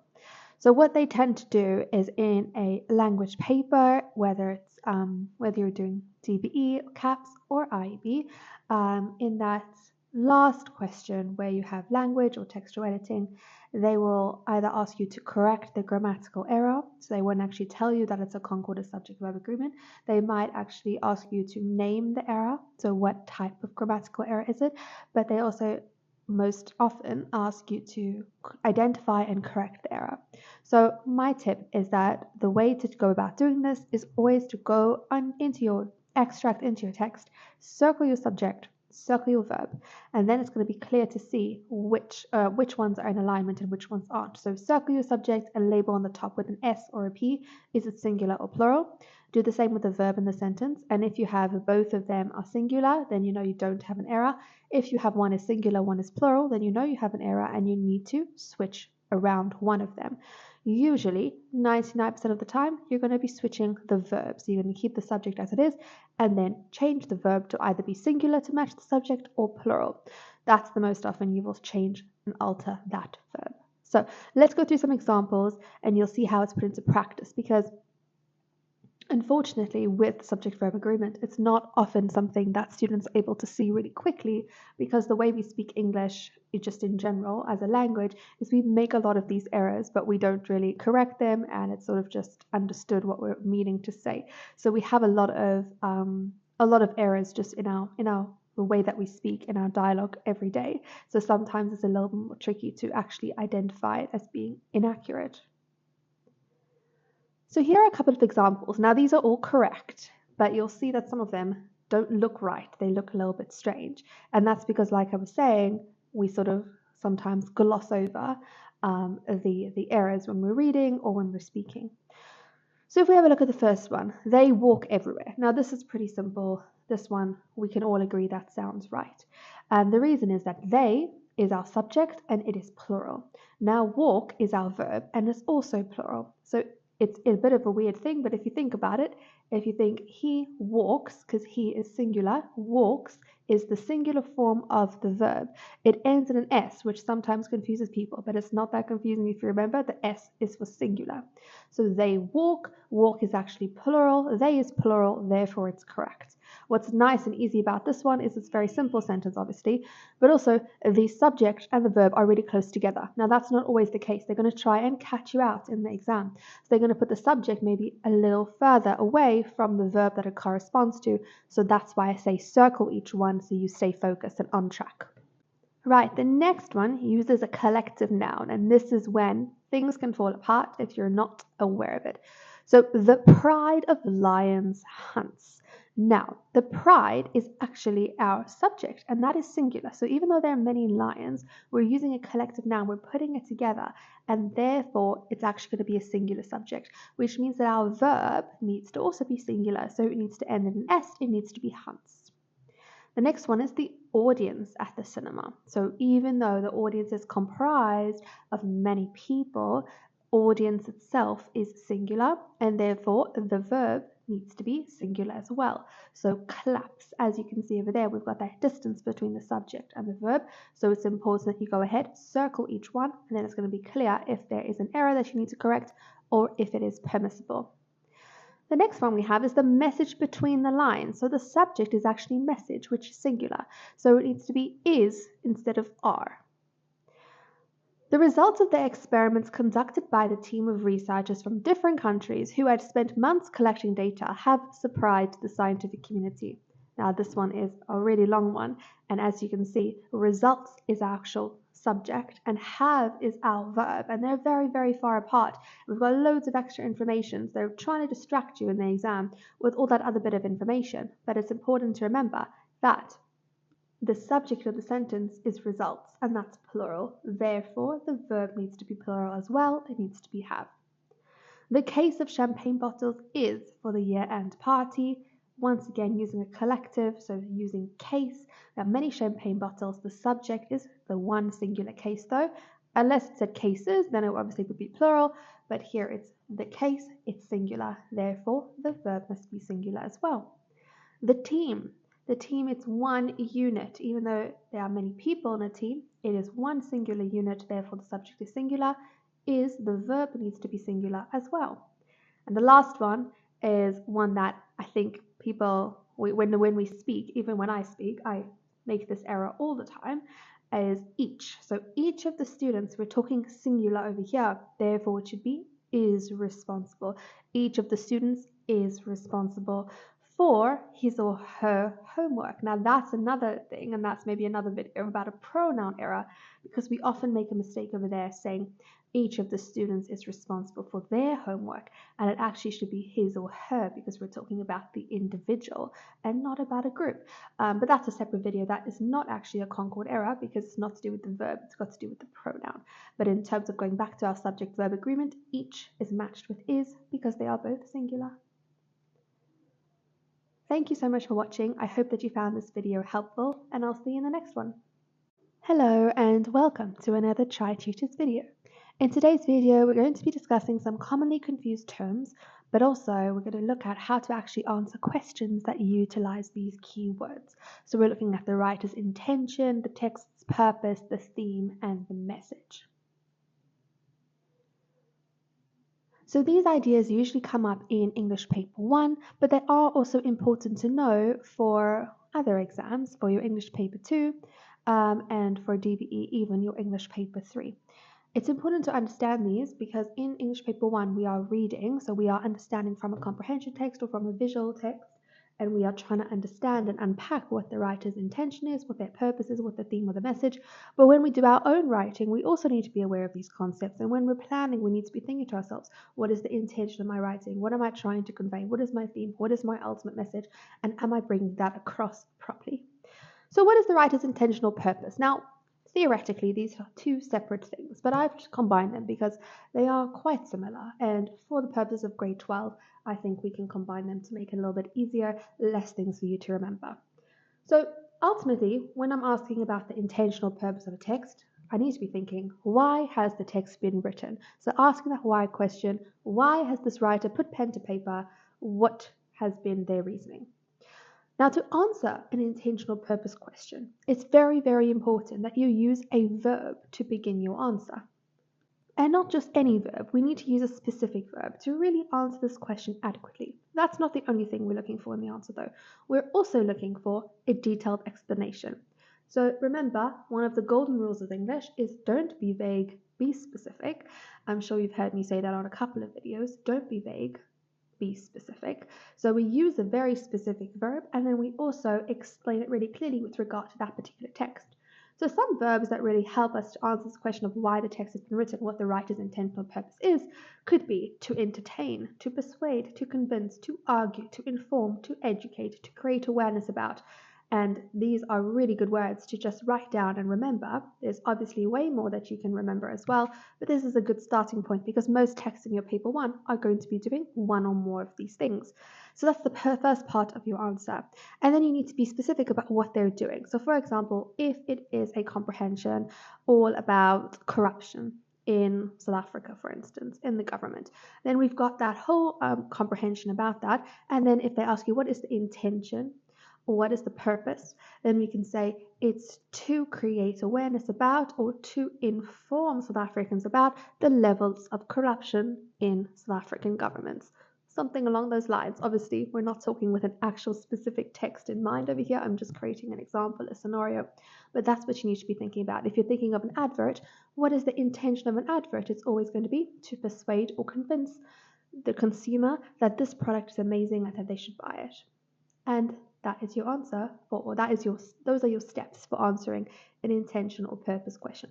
Obviously, if it's more than 2 marks, you need to obviously provide a quote and explain it a little bit more. But the foundational thing, let's have a quote. Sorry, not a quote. Let's have a verb and let's have a specific detail referring to the intentional purpose. Right, next we have the theme of a text. Now, the theme is the central idea of the text. This is a word you're obviously familiar with, but sometimes you sort of lose track of what it means. And a misconception I hear a lot about theme is that it has to be like one word, like it has to be love or war. And that's not necessarily the case. Yes, it's the central idea of the text, but it can be a specific thing because when we are looking at paper 1 text, they tend to be quite specific. It's not just about corruption in general. It's about corruption in a particular scenario, a particular case. And so your theme doesn't have to be very vague. It can be specific, but it can also encompass some vague elements. Also important to note is that you don't typically just have one theme. A text usually has a variety of themes, but obviously there are some that are more central than others. So some examples could be global warming. You could make that more specific depending on the text, maybe global warming consequences in South Africa. Violence, modern day life, depression, but you could even be more specific, right? Depression amongst teenagers. So that is the theme that we're looking at. So there's obviously a connection between the writer's intention and purpose and the theme, but as you can see, the way we answer these questions is different because there is a slight subtle difference between what the intentional purpose is versus what the theme is. So now let's talk about message. What is the message of a text? Well, when thinking about message, we need to ask ourselves, what does the writer want the reader to take away from the text? What lesson do they want us to learn? What piece of information do they want us to carry with us when we are finished reading that text? So an example could be, if we're reading an advert, for instance, the message is buying this product will improve your life. Or if we're reading a comprehension text or a cartoon, this issue is of incredible importance. So the message is what my takeaway from the text is. As we can see, in alignment with the theme, intention, purpose, these things are all connected and they're all things we need to be thinking about when we're reading English Paper 1 texts, but they are slightly different, and so we need to approach answering the questions in a slightly different way. Thank you so much for watching. I really hope that you found this video helpful. Please leave some of your questions in the comments if you have any, and remember to like this video and to subscribe to the channel, and I'll see you in the next one. Hello and welcome to another Tri-tutors video. In today's video we're going to be examining the differences between acronyms and abbreviations. Now this is a sort of question that can crop up in English Paper 1 in your language or textual editing section, so it's important that you know what these are and what the difference is between them. So firstly, an abbreviation. An abbreviation is a shortened form of a word. So for instance, saying prof instead of professor. An acronym is when you take the first letter of a group of words to create a new word that is pronounced as a word. And that's the key with an acronym, is that it's pronounced as a word. So for example, scuba, you take the first letter of self-contained underwater breathing apparatus, the first letter of each of those words, you've created a brand new word, scuba, which is pronounced as a word. And then lastly, we have an initialism, which is a type of abbreviation where you take the first letter of a group of words, but instead of pronouncing it as a word, you pronounce every single letter. So for example, SABC stands for the South African Broadcasting Company. So we take the first letter of South African Broadcasting Company of each of those words, and now we just say those letters in a row consecutively, SABC. Thank you so much for watching. I hope that you found that video helpful. Please remember to like the video and to subscribe to the channel, and I'll see you in the next one. Hello and welcome to another Tri-tutors video. In today's video, we are going to be looking at some of the functions of common punctuation marks. Now, this is an important video for you to be watching in terms of applying the functions of punctuation marks correctly in your writing, but it's also really important if you're studying for paper 1 because you often get those questions where you have to identify or figure out what the function of a particular punctuation mark is. So this is important for your own writing, but also when you're analyzing other people's writing, especially when you are answering questions paper 1. What is important to recognize is I'm going to go through some of the most common punctuation marks that they tend to ask questions about, but remember that there are a variety of functions for certain of these punctuation marks. So when you get a question in an exam paper, you always need to go back to the sentence, back to the text to see the punctuation mark and how it's used in context, because then you'll be able to identify which one of the functions of that particular punctuation mark has the writer intended to use here. So let's go through some of the most commonly asked punctuation functions. The first one is for inverted commas or quotation marks. There is a plethora of different reasons or functionalities of this particular punctuation mark. It could be used for direct speech, the exact words someone says. It could be used for sarcasm to indicate the opposite of what you're intending to say or the opposite of what you are actually writing. Book titles. Italics could also be used to show book titles, but sometimes inverted commas are used. Slang, foreign languages can also use italics, but sometimes they do use inverted commas. Next, we have a dash. A dash is used to show an explanation or an elaboration. You can see I've used dashes in all of my different bullet points over here because I'm showing an explanation of what the function of the particular punctuation mark is. Parentheses. Now, parentheses, we have 3 kinds. This is brackets, double dashes, or double commas. So we can use any of those punctuation marks to indicate extra or additional information. A hyphen, that's the short line, and that's used to join 2 words to create a compound word. An apostrophe is used to show contraction, singular possession, or plural possession. This is one that people usually tend to, get wrong or use it mistakenly. So remember, an apostrophe is not to show possession. That is not what the function of an apostrophe is. An apostrophe is used to show contraction. So if you have I and am, you put it together, it becomes I'm, and you put the apostrophe where the missing letter is. Singular possession when something belongs to one person, or plural possession when something belongs to a group of people. A colon indicates the start of a list or an explanation. A comma is used to separate items on a list or to separate a main and subordinate clause. And the comma splice error is something that you definitely want to avoid, but also be able to identify when you are doing your textual editing or your language section. And that is when a comma is used to separate 2 main clauses. This should not be the case. What you need to replace that comma with is a full stop or a semicolon or even a coordinating conjunction. And the easy way to remember your coordinating conjunctions is using fanboys, for and, nor, but, or, yet, and so. A semicolon joins 2 related main clauses, and an ellipsis shows missing information, and the effect is it can create some sense of suspense. Now, these are not all of the punctuation marks and not all the functions that could be asked. These are just the ones that come up the most often, so you should definitely be aware of them. As I said before, make sure if you're answering a paper 1 question, you always go back and look at the context in which these are being utilized, and then you can identify, especially for something like inverted commas, for instance. You don't want to just guess what it's being used for. You need to go back to the sentence that it's used in, go back to the context, and understand, okay, this writer has used it for indicating direct speech, or perhaps this writer has used it to indicate sarcasm. Thank you so much for watching. I hope that you found the video helpful. I'll see you in the next one. Hello and welcome to another Tri-tutors video. In today's video, we're going to be talking about the misrelated participle error, sometimes known as the dangling participle error. This is something that you need to be aware of when you are writing in any English paper so that you avoid making this mistake, but it's also really important for your English paper 1 that you know how to identify this error and also to correct it.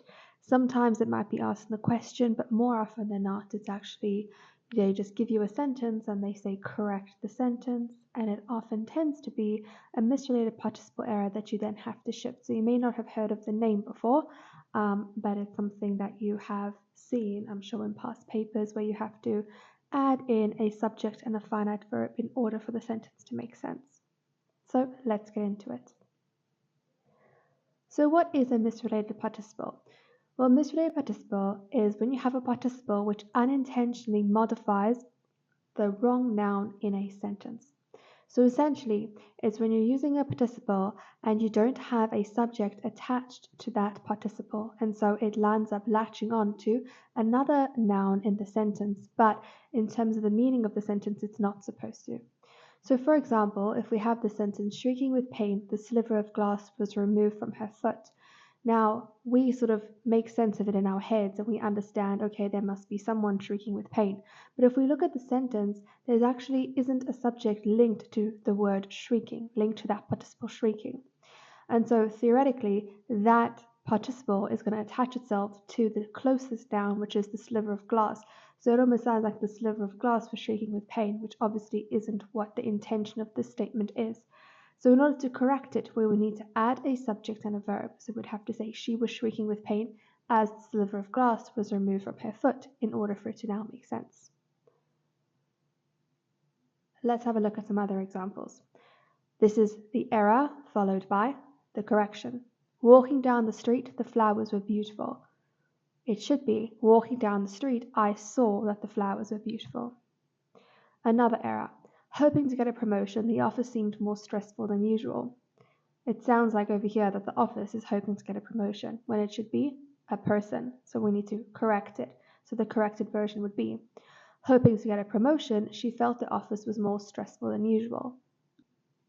And our third example, our third error, jumping for joy the exam results were amazing, should rather be jumping for joy she celebrated the amazing exam results. I hope that you found that video helpful. Please remember to like the video and to subscribe to the channel, and I'll see you in the next one. Hello and welcome to another Tri-tutors video. In today's language-based video, we're going to be discussing the concepts of redundancy and tautology. Now, technically, these terms are different, but practically, the way they're asked in exam papers is quite similar. So we're going to briefly define each of these terms or these concepts, but then look at some examples together to understand just the concept of unnecessary repetition in general, because that's what's going to be important. That's the essence of this topic that you need to understand for your exam papers. So firstly, we have redundancy. Redundancy is the unnecessary repetition of information. This is an error. It's something that we shouldn't be doing in our writing. And so in English Paper 1, it's often our job, as posed by the question, to remove the redundancy within a paragraph or within a sentence. So we're removing that unnecessary repetition to make it grammatically more proper or more accurate. Tautology is similar but slightly different. It's saying the same thing in different words. So here the focus is more on the words itself. So here are some examples of unnecessary repetition. I saw it with my own eyes. Now this is an example of redundancy, but for the purposes of your exams, you can just understand it as being unnecessary repetition, whether the question asks for redundancy or for tautology. So what we need to do to correct it is we can just say, I saw it. We don't have to mention with my own eyes. Free gift. A gift is automatically free, so we can just call it a gift. End result. We can just say result because we know that a result is the end process of something. Adequate enough. Tautology. We don't need to say adequate enough, we can just say enough. Collaborate together. If we're collaborating, it's automatically together. Unexpected surprise. We can remove unexpected as surprise is automatically unexpected. So in essence, redundancy in tautology is all about removing that unnecessary repetition to avoid verbose sentences. Thank you so much for watching. I hope that you found that video helpful. Please remember to like the video and to subscribe to the channel, and I'll see you in the next one. Hello and welcome to another Tri-tutors video. In today's video we're going to be discussing direct and reported speech. We're going to be looking at what direct speech is, what indirect speech is, and then we're also going to be talking about how to convert different types of sentences and the different rules we need to remember when converting from direct speech to reported speech. So firstly, direct speech. What is direct speech? This is when we are conveying the exact words that someone has said in the moment, and we see that it's direct speech through the use of inverted commas or quotation marks. On the other hand, indirect speech or reported speech is when we're reporting what was said previously, and therefore there are no inverted commas or quotation marks. It's important to remember that when you are conveying something in the reported or indirect speech, it could be any amount of time after those words were actually spoken. And that's going to lead into the number of rules that we're going to have when we're converting from direct to indirect, because we could be reporting this after a month after the actual words were spoken. It could be years after the actual words were spoken. So we need to make sure that we follow certain parameters to ensure that direct speech correlates to the reported speech in terms of its essence and its meaning. So there are so many different ways to go about learning the rules for direct to indirect, and I've seen textbooks that really go in a lot of detail in terms of how you need to go about this transformation. And while those have a lot of value for English home language speakers, if English is your native language, we can often figure out the way something sounds, whether it has been correctly put in indirect speech from the original direct speech. The things that I found really help me when I am converting, instead of looking at all the different rules, just so like an overview of what I can think about when I'm converting, is 3 P's and an A, meaning I need to always remember to change up my punctuation. So direct speech to indirect speech, I need to remove inverted commas, colons, commas, capital letters, all that stuff. So I've got to adjust my punctuation. I've got to adjust my pronouns. If someone said something, then I need to then convey that he said it or she said it, and it's maybe not to you, but it's to another person, him or her. I always need to take whatever the sentence is and put it one step in the past. Like I said earlier, we don't know when this is being stated, when this indirect or this reported speech is being reported compared to that when it was initially said. So we always go one step in the past. So even whatever tense it's in, just always moving it one step back. And we've got to change our adverbs. It's usually adverbs of time, occasionally adverbs of place that we need to change. I do have a list of the most common ones that comes up at the end of the slides. So bearing that in mind, the 3 P's and an A, punctuation, pronouns, past tense, adverbs in every single type of sentence that we're going to be converting, let's unpack different kinds of sentences and the different words that we need to include to replace those inverted commas, so to speak. So if we have a look at the statement, we have Sarah said, I'm tired today.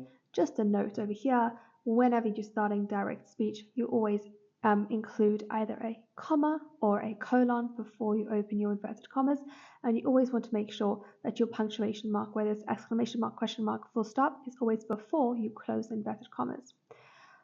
Sarah said, I am tired today. This is going to become Sarah said that she was tired that day.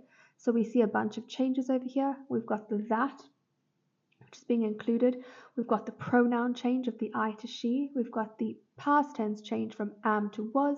And we've got the adverb change of today to that day. Next, we have a question that starts with a question word. Sarah asked, where is the train? That is going to now become Sarah asked where the train was.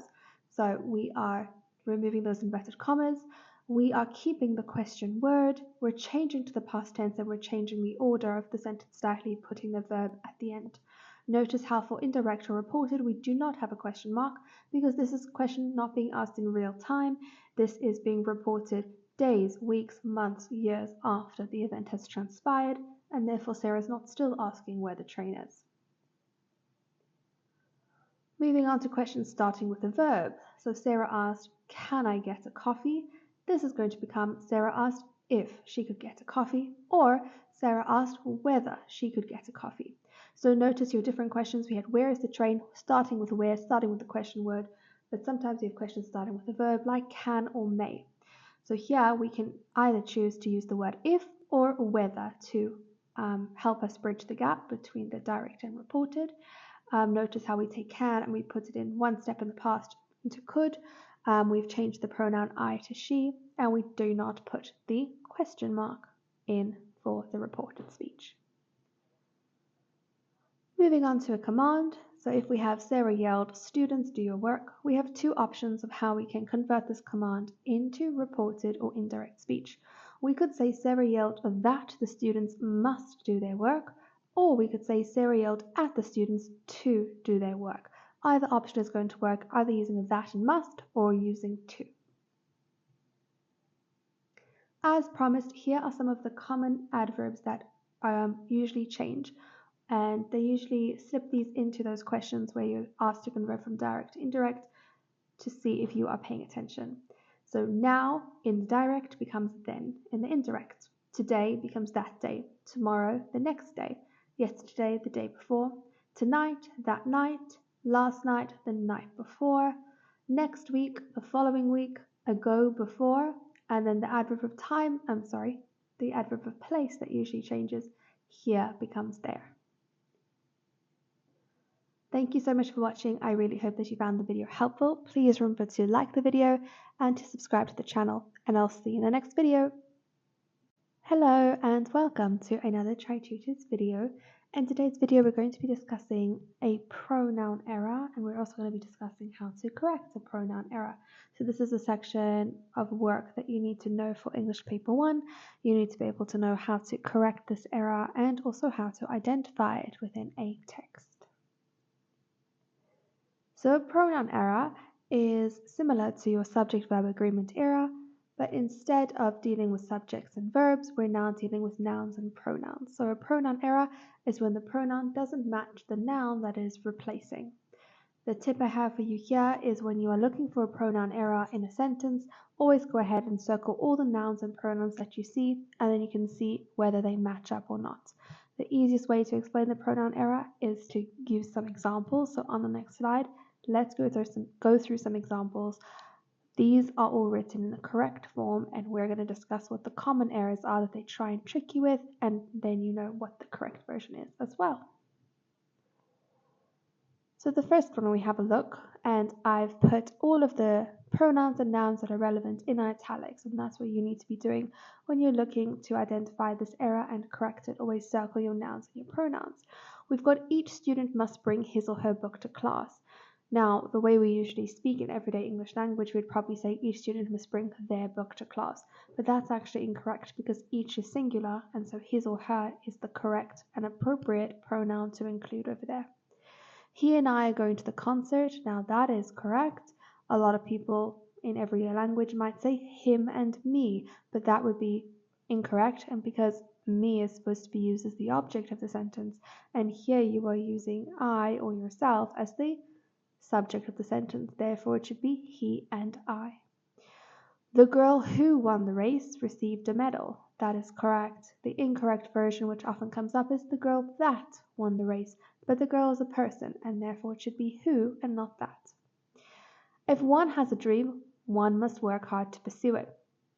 They really catch people out here because they have separated those pronouns in different parts of the sentence. So often they'll have a sentence like, if one has a dream, you must work hard to pursue it. One and you are not aligned, so you can change it either to if you have a dream, you must work hard, or if one has a dream, one must work hard. They need to match. If people want to succeed, they must have a goal. Same sort of thing as the previous one. The way that markers often do it is they'll say if people want to succeed, one must have a goal. But we're talking about people here, we're talking about plural, therefore the matching pronoun should be they. You must do your work to achieve your dreams. That is the correct version. Don't fall for it when they write in a sentence, you must work hard to achieve one's dreams, or you must work hard to achieve their dreams. It should be you and your. Those are the ones that are in alignment. So remember, the ones on the slide, these are the correct versions of those common errors and how we can correct them. Thank you so much for watching. I hope that you found this video helpful. Please remember to like the video and to subscribe to the channel, and I'll see you in the next one. Hello and welcome to another Tri-tutors video. In today's video, we are going to be discussing the 3 main types of contrast that you need to be aware of when you are studying for your English exams.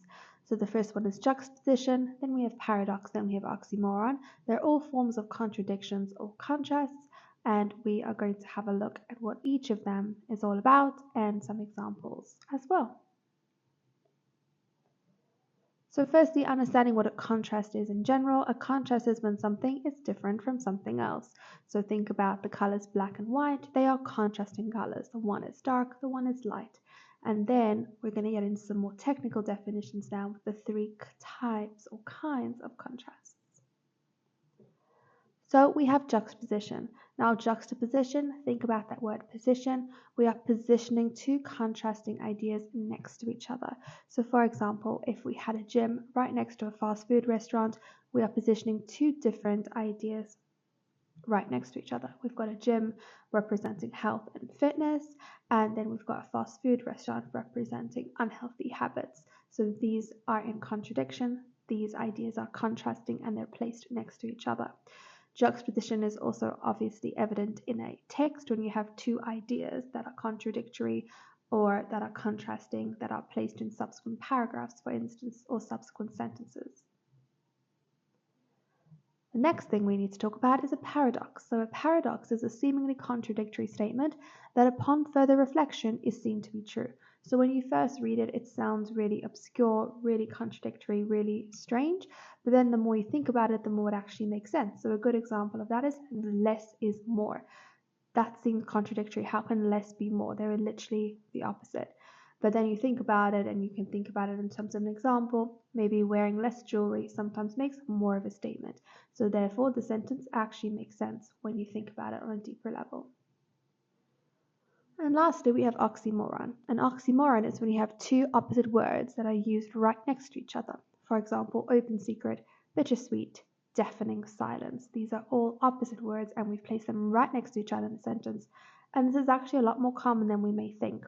I'm sure you've seen some of these examples beforehand. So I hope that you now feel comfortable when identifying different contrasts or contradictions in English texts. Thank you for watching this video. Please remember to like the video and to subscribe to the channel, and I'll see you in the next one.